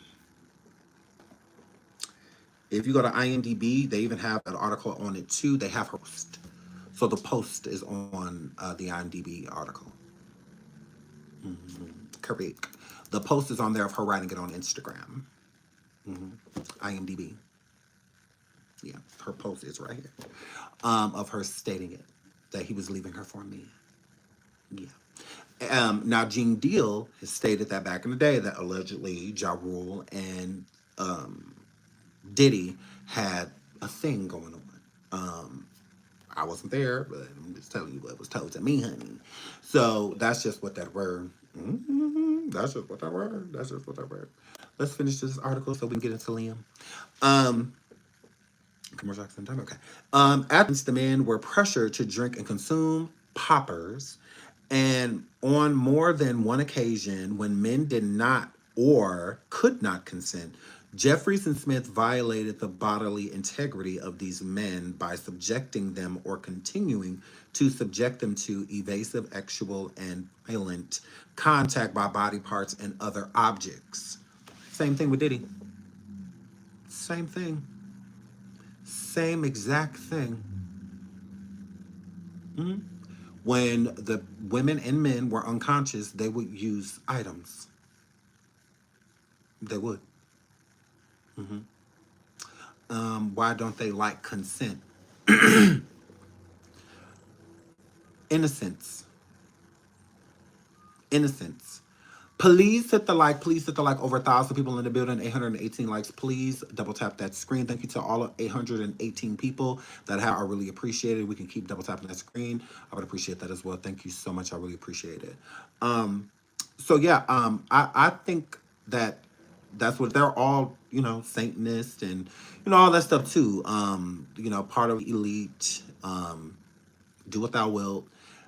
The innocence, I think, is what they use in part of this SEX magic that they try to create. A lot of these sex events are rituals. They're ritualistic. They absolutely are. I don't think it's about them not liking consent. I think it's more so of them being, they feel like they are gods. They do. Men like them, a man that can buy anything, it's hard to tell them no. That's not an easy task. They feel like what they want, they can get. So if they're paying for you to be here and all of that stuff, blah, blah, blah, they chose or had people, that know their types come choose you. It's not the consent was you showing up. That's how they look at it. Whatever they want to do to you, they're going to do. When you are marked, you are marked. That's why they said with these tryouts and stuff happening, these men had no idea what was going to happen when they got there. So they're getting background information, doing background checks, all of this stuff. I believe the majority of the background checks and stuff is to isolate, meaning they don't want somebody who have big families, ones that have close families, close-knit in communities and stuff like that. No, they want people that are easily to get rid of, meaning if they need to take you out or hurt or harm you to keep you quiet, we don't need many people looking for you. We don't need many people. Like, you might not hear from you for 24 hours. Like, you're close to your mom and your dad. If something happens to you, they're going to report it immediately. We need people that people aren't going to report. That's why they do the trafficking, to where a lot of people, human trade type of situation, because it's easier to keep them off of the police's and social media's radar. It's a little easier to do. It's harder to do with somebody that's loved, like where the elite up when they took Kanika Jenkins. When they took her because they didn't think she was cared about. They just thought it would be chalked up to, violence in Chicago. Whatever. But they didn't think that it was going to be that. They didn't think that a mother was going to come up there and react how she reacted, and got the community to what the community to the world involved with her daughter. This is what the elite and these predators try to prevent. They try to prevent that public attention, public scandal. They try to avoid those things. So they try to get the non-missing, the people that won't be missed, if they just disappeared, or even come forward, ones that don't have any credibility back in them, so they could use words like payday and disgruntled, stuff like that. It's where they could use that against you and have their lawyers bury you. The bigger the story, the harder it's to bury. So no matter how good your attorney is, if the story is powerful enough to where it sweeps the nation, it's sweeping the nation. It just is what it is. So I think that that's more of what it is, why they do these tryouts and background checks and stuff on people to eliminate a threat, possible us getting caught or this being a big scandal. Again, there's been 2 documentaries made on the effects of what has happened with the men that are the higher ups in Abercrombie and Fitch. This is not new. I mean, it's new to a lot of us, but to people that have been following this story, this is nothing new. These reports have been out there. These victims have been out there. So yeah, I really don't think it's a consent thing. I don't think that they care about consent. You know, you're an item. You know, just that's all I look at. Okay, at these events, they were drinking consumer poppers. Okay. Jeffries and Smith ordered the staff members to inject some of the victims with prescription grade eruption inducing substance for the purpose of causing the men to engage in acts in which they were otherwise physically incapable or unwilling.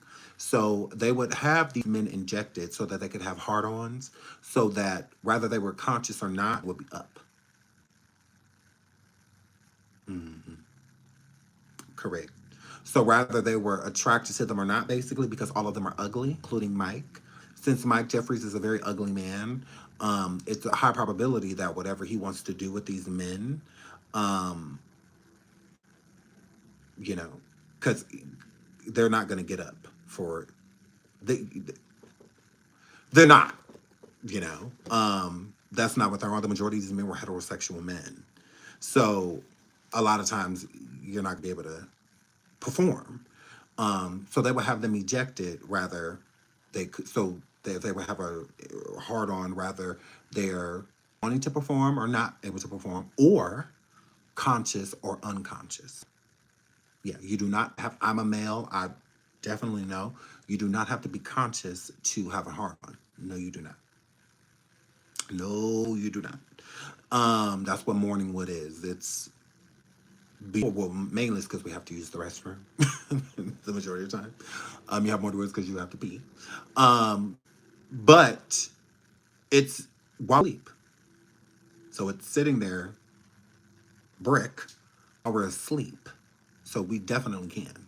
That's not a thing for people like, oh, well, I was unconscious. So that, no, it's very possible. If you take a Viagra and you go to sleep, if you go to sleep with a hard on, it's still going to be hard. It's not going to go down because you're unconscious. Like, no. It'll go down when I go down. So it's the same thing with this injection that they would inject the men with. It wouldn't just go down. And they were also being drugged on that. So it wasn't like a lot of this stuff was willing. They knew it wouldn't be willing. That's why they were injecting them, because they knew that the men wouldn't be able to perform. So I think that's crazy. Like, well, so like it says, physically incapable or unwilling. So physically incapable means like usually unconscious, you know, or something like that. And then unwilling is just either no, it's not giving consent, or just not being able to perform because you don't want to. Like, you don't want to do it. You don't want any parts of it, so you can't perform. It's different than with women. Women, yeah, you get the difference.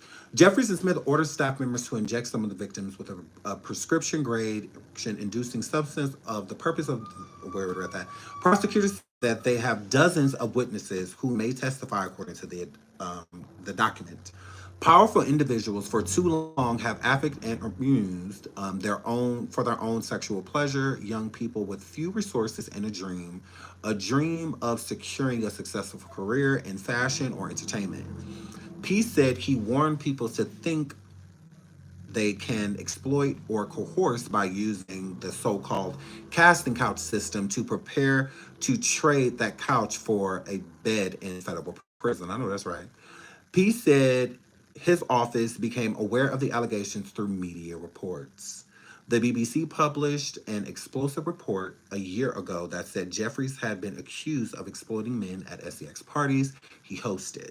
The report said that 12 men described having attended or organized events that included SEX acts for Jeffrey and his partner Smith, and those events took place from 2009 to 2015. Some of the men who spoke to the BBC said they were exploited or did not participate willingly. That is crazy. And I believe them. I absolutely believe them. I absolutely believe them. Especially being injected. So, like, that's crazy. Bieber, Jeffries' attorney, told NBC News at the time that Jeffries would not comment on the reports about his personal life. Abercrombie and Fitch said it was appalled and disgusted by the allegations in the BBC report. I don't know why y'all were. Y'all let him work there 20 years. If they knew, y'all knew. Jeffries presided as Abercrombie expanded its retail footprint and began posting 10-digit annual earnings. The rise was followed by a fast fashion store offered competing products for much lower prices. And Abercrombie was shunned for its use of thinly, overwhelmingly white models and for selling t-shirts that are decidedly racist. The company also faced multiple discrimination lawsuits during Jeffrey's reign. Bieber said Tuesday in a statement in response to Jeffrey's arrest, "We will respond in detail to the allegations after the indictment is unsealed, and when appropriate to plan to do so in the courthouse, not the media," which is what his lawyer said. I can't wait till they unseal it because I'm interested to see a lot of the tactics that he did that may fall underneath the same things that Diddy was doing. I'm definitely interested to see the indictment. Shortly after the report, Abercrombie and Fitch and Jeffries were sued over allegations. They turned a blind eye to the allegations against Jeffries. That's what I'm saying. How can Abercrombie and Fitch be so disgusted if they turned a blind eye? Like, if y'all knew, everybody knew. The civil suit alleged the sexual abuse of numerous men after having lured them with the promise of coveted modeling contracts. Today's arrests are monumental for the aspiring models who were victimized by these individuals. Attorney Brittany Henderson, who is representing alleged victims in the class action lawsuit, said in a statement Tuesday. "Their fight for justice is not in here," the statement said. "We look forward to holding Abercrombie and Fitch liable for facilitating this terrible conduct and ensuring that this cannot happen again." Asked whether FEX trafficking may have continued after 2015, Peace said the investigation is ongoing and encouraged any victim or any witnesses to come forward. So this is crazy. This is crazy. The story's still developing, so as it does, we will definitely comment on tomorrow. We will definitely talk about that more. I just want to give y'all a little break from all the, R word and that's crazy. Let's drift into Liam. So, because I feel like all of this is connected. I feel like Liam, Jeffries, Diddy, and others, that all of this is connected. Update. Liam Payne's autopsy reveals he had pink schnone in his system when he died. Shout out to Neighborhood Talk. Neighbors get into this. Liam, former member of One Direction, had several Uggs in his system when he passed away in Argentina. According to the first results of his autopsies, authorities in Buenos Aires shared that Liam had schnone and crack. Now shut your mouth and keep on talking. Correct. They still, crack is still around, y'all. Oh, goodness. Please hit the like. Please hit the like. Over 1,100 people in the building. Please hit the like. Please hit the like. Shout out to the 861 people who have already hit the like. Thank y'all. I really appreciate it. We can keep on doing that. Get us to 1,000 likes in this live. We can definitely do it. We have over 1,100 people in here right now. So, yeah. So it says, oh, girl, this was a lot. In his body when he tragically fell from a third-floor balcony of a hotel. Doctors also found a drug called crystal, which is a type of meth in his blood. Other drugs like ketamine, ecstasy, and something called pink schnone were also in his system. Wow. All of the ingredients that was inside of Diddy stuff, all the same stuff, literally. It's a cocktail. So, yeah, that's. So you putting a whole bunch of stuff all together at once. Like, that's crazy. Police discovered a bottle of alcohol and prescription medicine, including anti-anxiety pills, in his hotel room. The test results seem to support the idea drugs may have played a role in Liam's possible suicide. Photos from inside the hotel showed a messy place with a broken TV and items, including a white powder. Earlier this year, Liam had told people he was sober.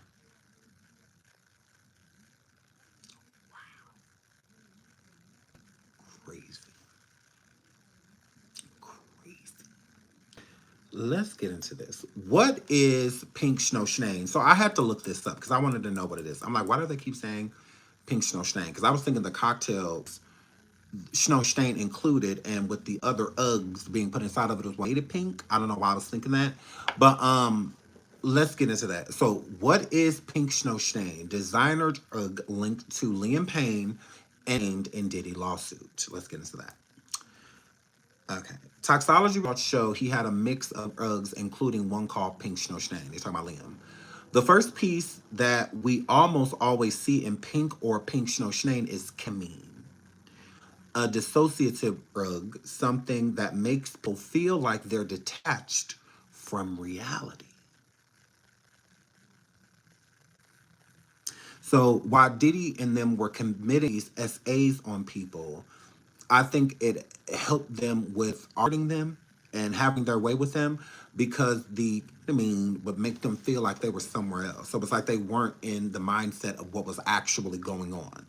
That's why I feel like a lot of Diddy's victims just like woke up in pain, woke up in a bed or something. And, a lot of them said, that they went home with tore vaginas and, anuses and, stuff like, because they had no idea, like, really what happened to them. Some of them in and out of consciousness, some of them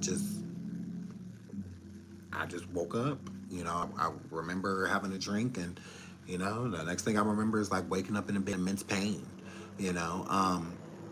So I think that it kind of like helps them do it. Crazy. The second, okay, sorry, Associate for Reality, former DEA agent Bill Botner said the second component is psychedelics.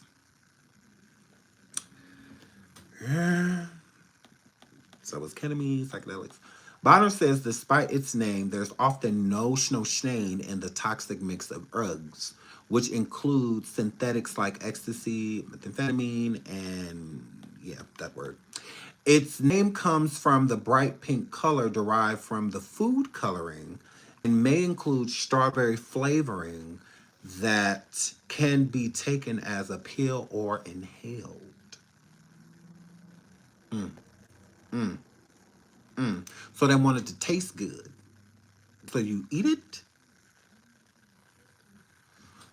Pink snowsnane is also known for its street name Toothy or Tucci and acts as both a stimulant and a depressant. Quote, very, very cheap to make, and they kind of tailor the drug to what the drug user is looking for, Bodner said. So it's literally like a cocktail. Crazy.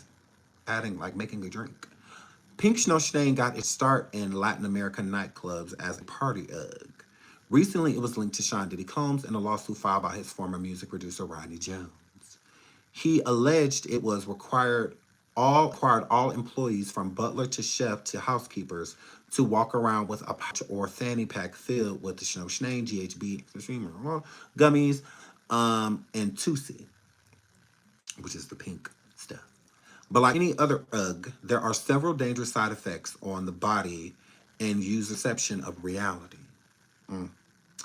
One of the things around the mixture, such as this, is people's behavior might become unpredictable, and they may do things that they wouldn't have done otherwise. Like a straight man doing it and being at a FO. He may do things he wouldn't do. Same thing with a woman. She may do things she may not normally do. Okay? Law enforcement and public health officials are warning parents that the designer UGG, with its bright color, is growing in popularity among its target audience of teens to young adults. No matter where you live or how isolated you think you are from street Uggs, now with social media and a smartphone, everyone lives in an open air Ugg market. Very true. So yeah, so that's what it is. That's what it is, y'all. That's what it is. Hold on, let me see if I can pull up a little tea on Liam while I pull this other information out. Okay.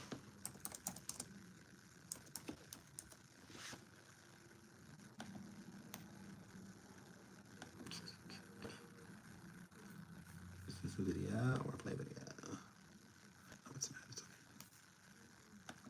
1 second, bear with me. Bear with me. Bear with me. Okay, here we go.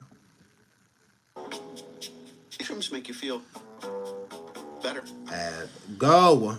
Get out of my life. Welcome back. We're learning more about the death of One Direction singer Liam Payne. A toxicology report showing that Payne had, quote, pink cocaine in his system. The initial report from his autopsy coming after the singer fell to his death, third floor balcony at a hotel in Argentina last week. So, what is pink cocaine? Dr. Peter Chin Hong is here, and Peter, let's just ask them up front. What is it? It's not a single drug, is it? No, it's not, Austin. It's a cocktail of drugs, and that's what makes it really dangerous. It's not standardized, so you don't really know what you're getting. It has no cocaine in it per se, but it has a combination of other drugs. Some of the common ones include methamphetamine, which is a stimulant or upper, but also two hallucinogenic drugs like ketamine, famous for implicated in Matthew Perry's death, and of course, ecstasy or MDMA. Both of those, ketamine and MDMA, can make you see things when they're not there, or feel things. They're hallucinogenic, and ketamine in high doses can make you unconscious. Talk to me more about the makeup of pink cocaine. So you say you don't exactly know what's going to be in each batch. How much of a difference could there be depending on your geography or depending on simply which batch you get? A huge difference. There's a huge difference in price. There's a huge difference in the components.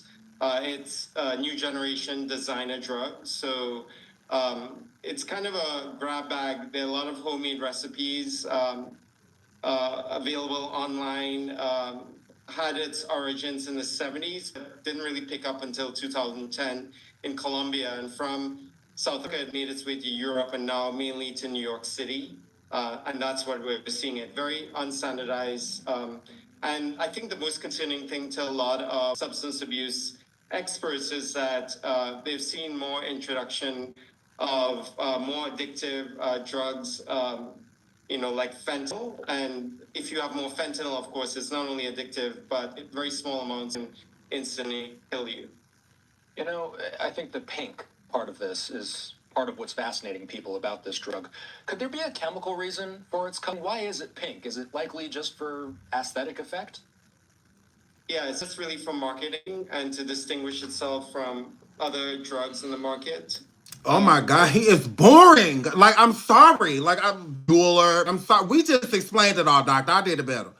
He is boring as hell. I was trying to. He's boring. No, he's boring. No, no. He's boring. Please hit the like. Please hit the like. Please hit the like. Okay, 893 likes, 800 some people in the building. Thank y'all so much to the 892 people who hit that like. Let's close this show out at 1,000 likes. We are all there. Okay, now this is gonna be the last segment that we get into. So Liam Payne described his experience meeting Diddy. And I want to give, my little opinion on what I think about it, okay? So in a 2018 clip, guest comedian David Williams recalled an awkward meeting with a musician Prince. Payne then replied by sharing he had a similar experience when he met Diddy. As Payne recalled, quote, I went over to say hello to P. Diddy and Jay-Z was there. So Jay-Z and Diddy were sitting, And Leonardo DiCaprio sat to the far right. He was jokingly cut off by Williams, who said, we don't need to hear about the other people in the room. Just stay on the people story's about.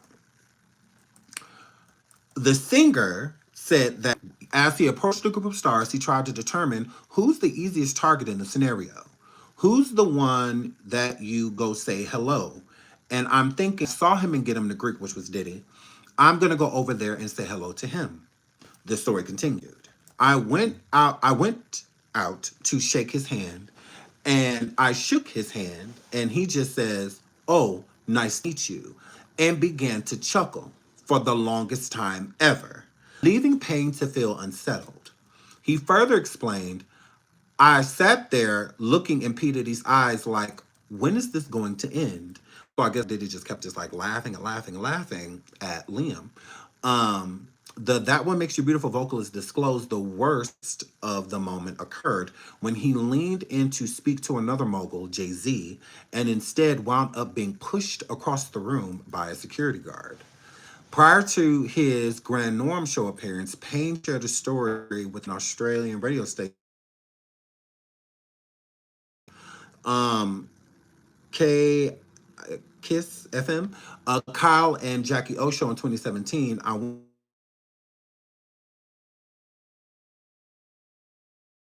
I went over to speak to him and Jay-Z as I shook his hand, and look, is that what? Okay, and he just chuckled the most evil laugh. Sorry, I keep getting a phone call. I'm like, I'm about to.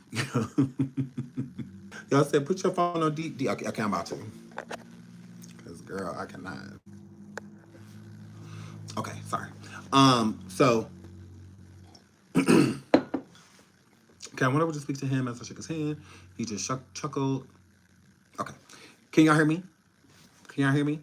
I want to make sure y'all can hear me and see me. Okay, I went over to speak to him and Jay-Z as I shook his hand. He chuckled, the most evil laugh I ever heard, said Payne. So I'm a little bit fearful of that man. It was like the most daunting celebrity appearance that you ever could imagine, before adding, I thought P. Diddy was a safe bet. Obviously, I missed the mark a little bit. So let's listen to him. I believe they have the clip here. Hold on.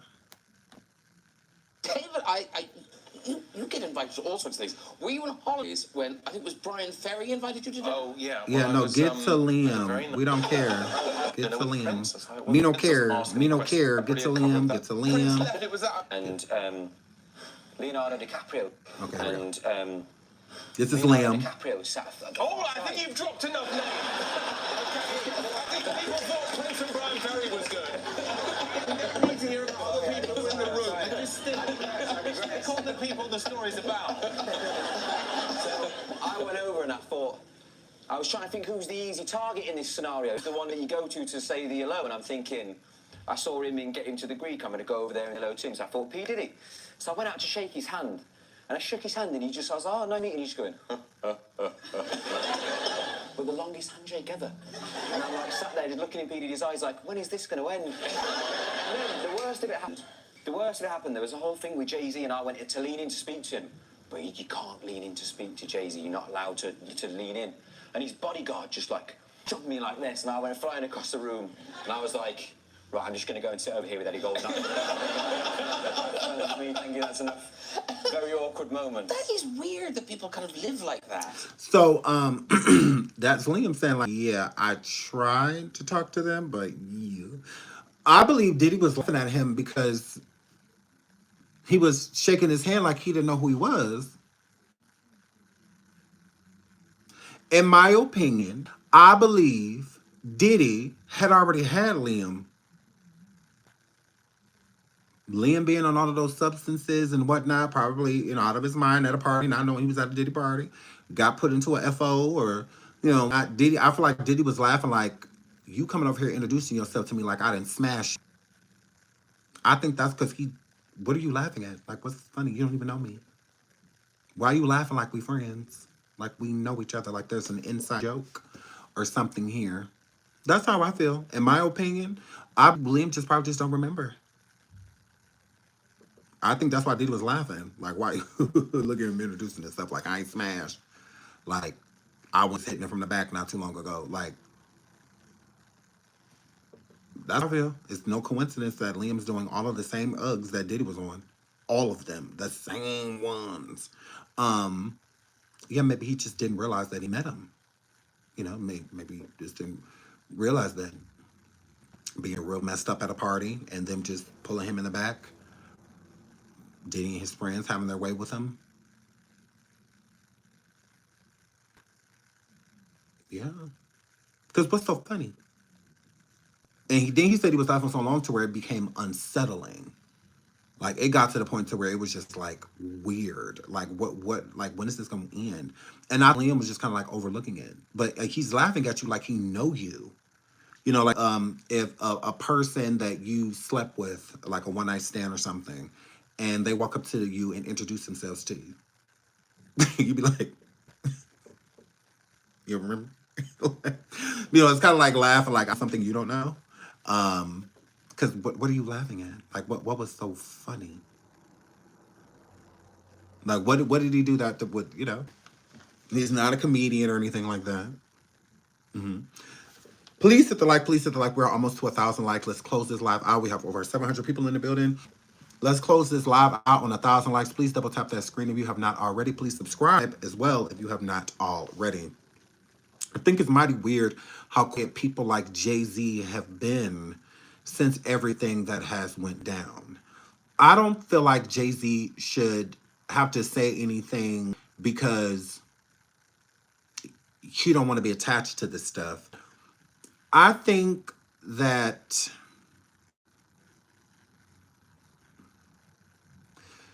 Jay-Z's not speaking because I do think that he may have certain involvement. You've been too close to this individual to not have had some of these things in common.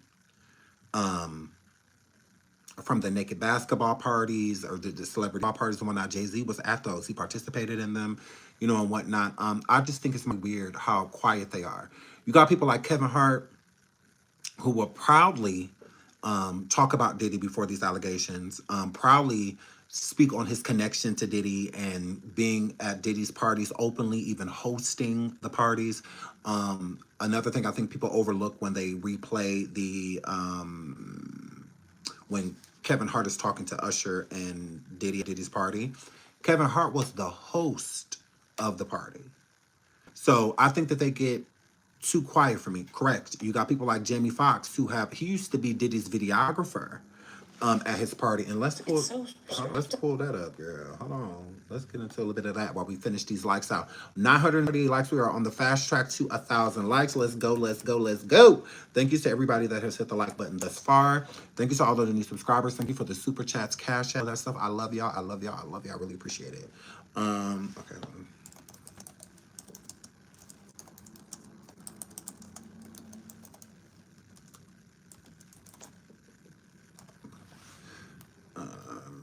Let's pull this up. Actually, I have the video on my channel. Just don't feel like looking for it.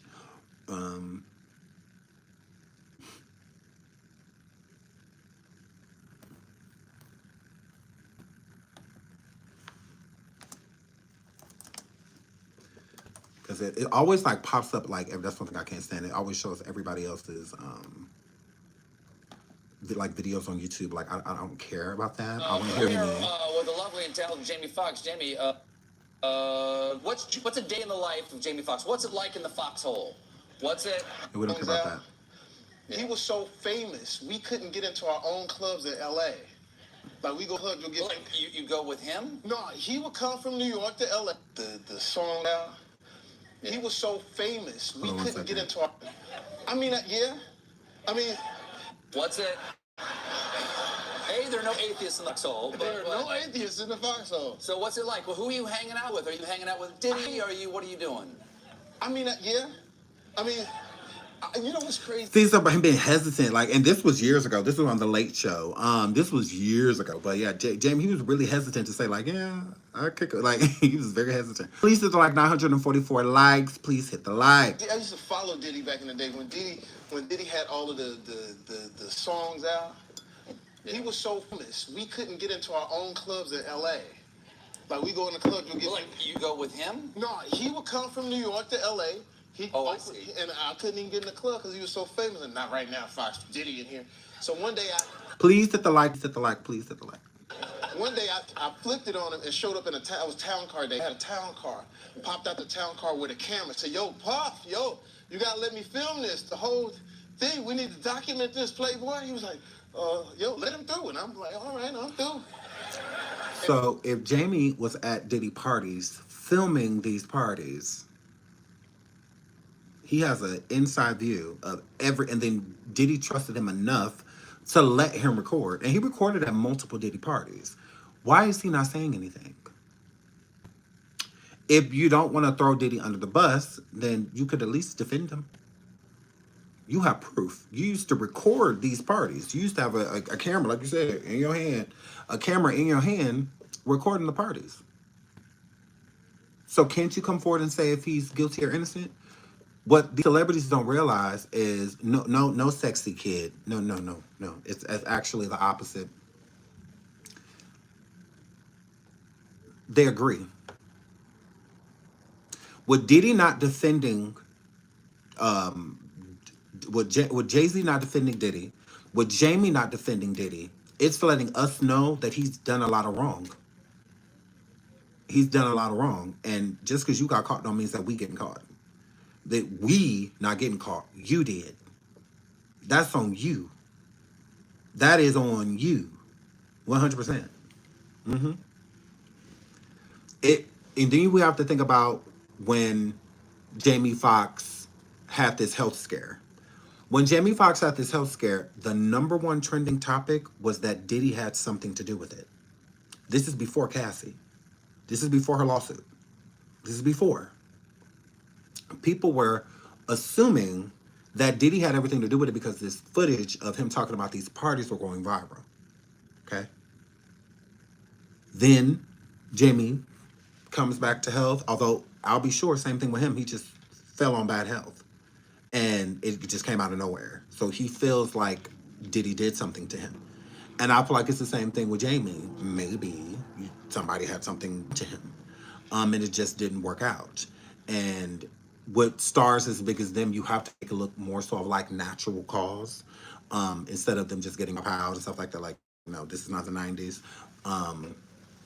So yeah, I think that them not saying anything says more. Hi, Tiffany. No, Jamie's not listed in any lawsuits that I've seen. No, I've not seen Jamie Foxx's name at all. So, yeah, I think that is a lot. You are ready to be sued? Yes.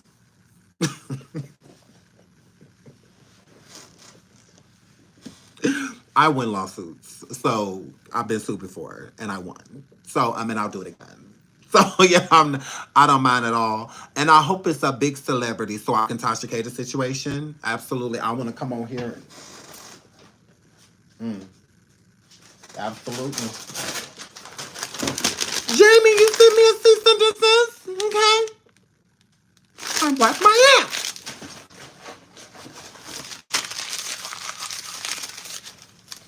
I want to come on here like my mama Tasha K. Cease and desist.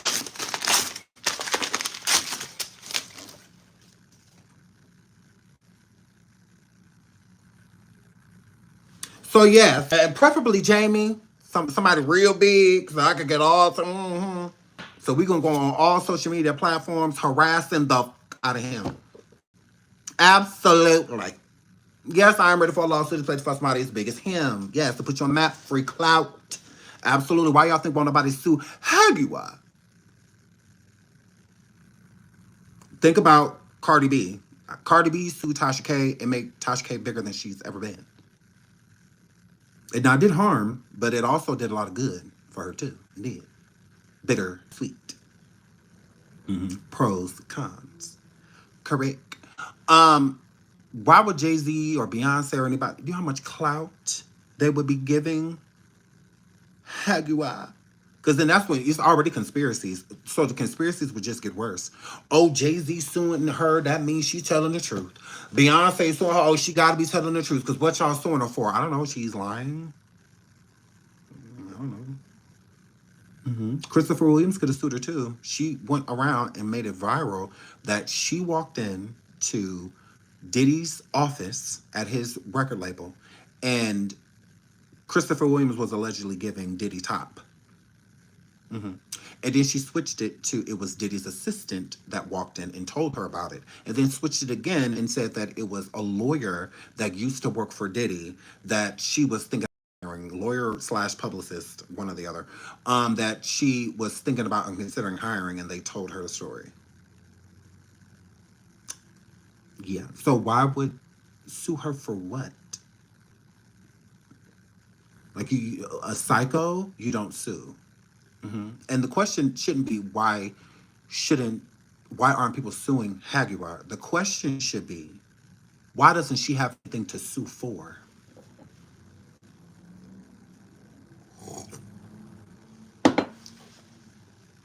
All the people she talks about do. Jill Scott got things to sue for. Erykah Badu got things to sue for. Alicia Keys got things to sue for. Mary J. Blige got things to sue for. Why don't you? She ain't paid taxes since the 80s. Jaguar. And then y'all say she don't own her catalog. She does not have a catalog. A catalog is successful music. Michael Jackson has a catalog. Nicki Minaj has a catalog. Brandy has a catalog. Monica has a catalog. Britney Spears has a catalog. Beyonce got a catalog. Rihanna got a catalog. Jaguar does not have a catalog. She don't even have a one-hit wonder. She didn't have one of those. She's never had a hit before in her life, ever. Not a one. So what catalog? What are y'all talking about? Catalogs are worth money. She's made music. I can make an album right now. That's not a catalog. That's just me. I made some music. That's all. A catalog is successful music. Music worth money. She don't even listen to her.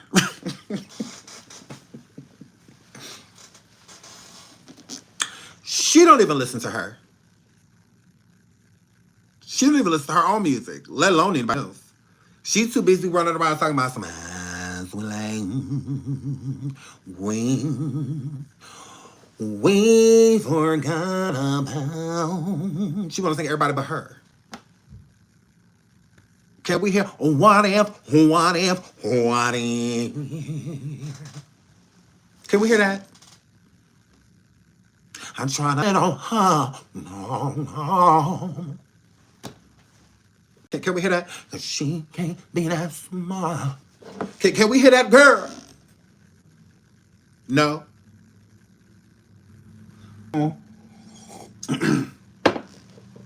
The fuck you think you talking to? That's not a hit. From gold shoes to gold hair. It's not a hit. It's not monetized. It's not bringing in a dime. Neither is not my son. There's not that lot to sign. No residuals.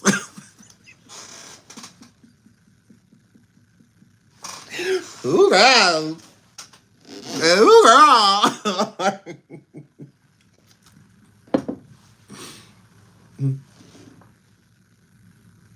Hilarious.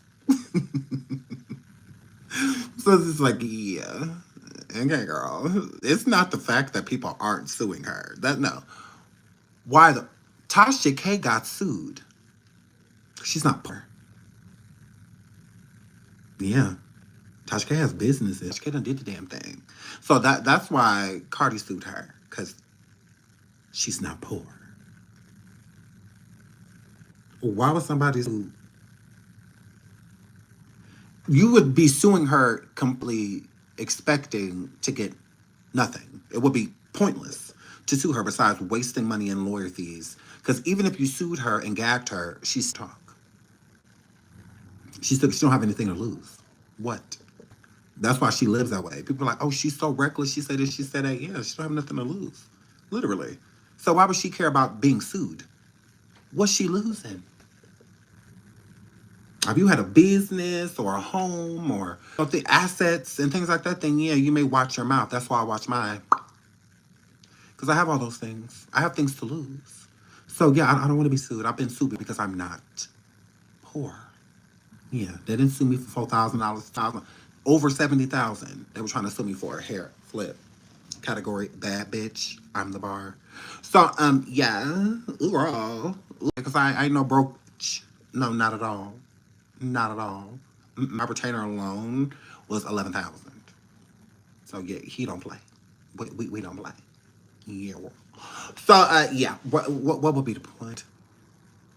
All you're gonna do is just send her a bunch of new people. That's all you're going to do. So yeah, that Beyonce, Jay-Z, all of that will be completely wasting your time. It is a waste of time. Although you don't want this person going around saying these lies and defamatory things about you, sometimes you just gotta just, oh well. The situation, like, just let them talk, whatever. They shouldn't. I mean, because you can look at her and tell that she's psycho. Like, she didn't have the same weave in since 2019. Like, girl. She done had in that same suya weave. Just wash it out just to rebraid it in. No. They took it out in jail and put it in a bag, and when she got out of jail, she took the bag and went washed it out and used it again. Like, ew. Gross. Never trust someone who has less hair than you. That would be my advice. Please hit the like, please hit the like, please hit the like. 24 likes from 1,000. Like, we're almost there. Oh my God, I love you guys. So yeah, never trust a person with less hair than you. Ever. If you got more, know that you tell more of the truth than they ever will. That's just what that word. I love y'all. I have to get out of here. Absolutely do. We got 977 likes, so we definitely go hit our 1,000. I really appreciate it. I love you guys. I have some stuff to do, but we will be going live on Coffee in about 10 minutes. Wait, no. Lord, I'm lying. 20 minutes. Okay, we'll be live over there on Coffee, girl. So y'all make sure y'all come and join us. Oh my goodness. We're gonna be talking a little bit more about Liam over there too, in my theory. But we're gonna do a little bit of celebrity dark tea, and we're gonna gag. We're gonna do YouTube. We don't give up like we always do. I love you guys.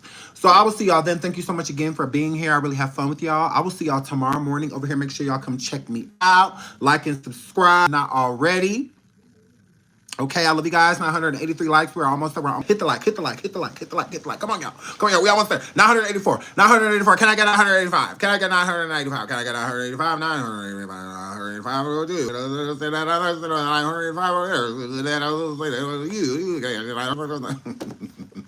I love you guys. So I will see y'all in the next show. I gotta go. Bye.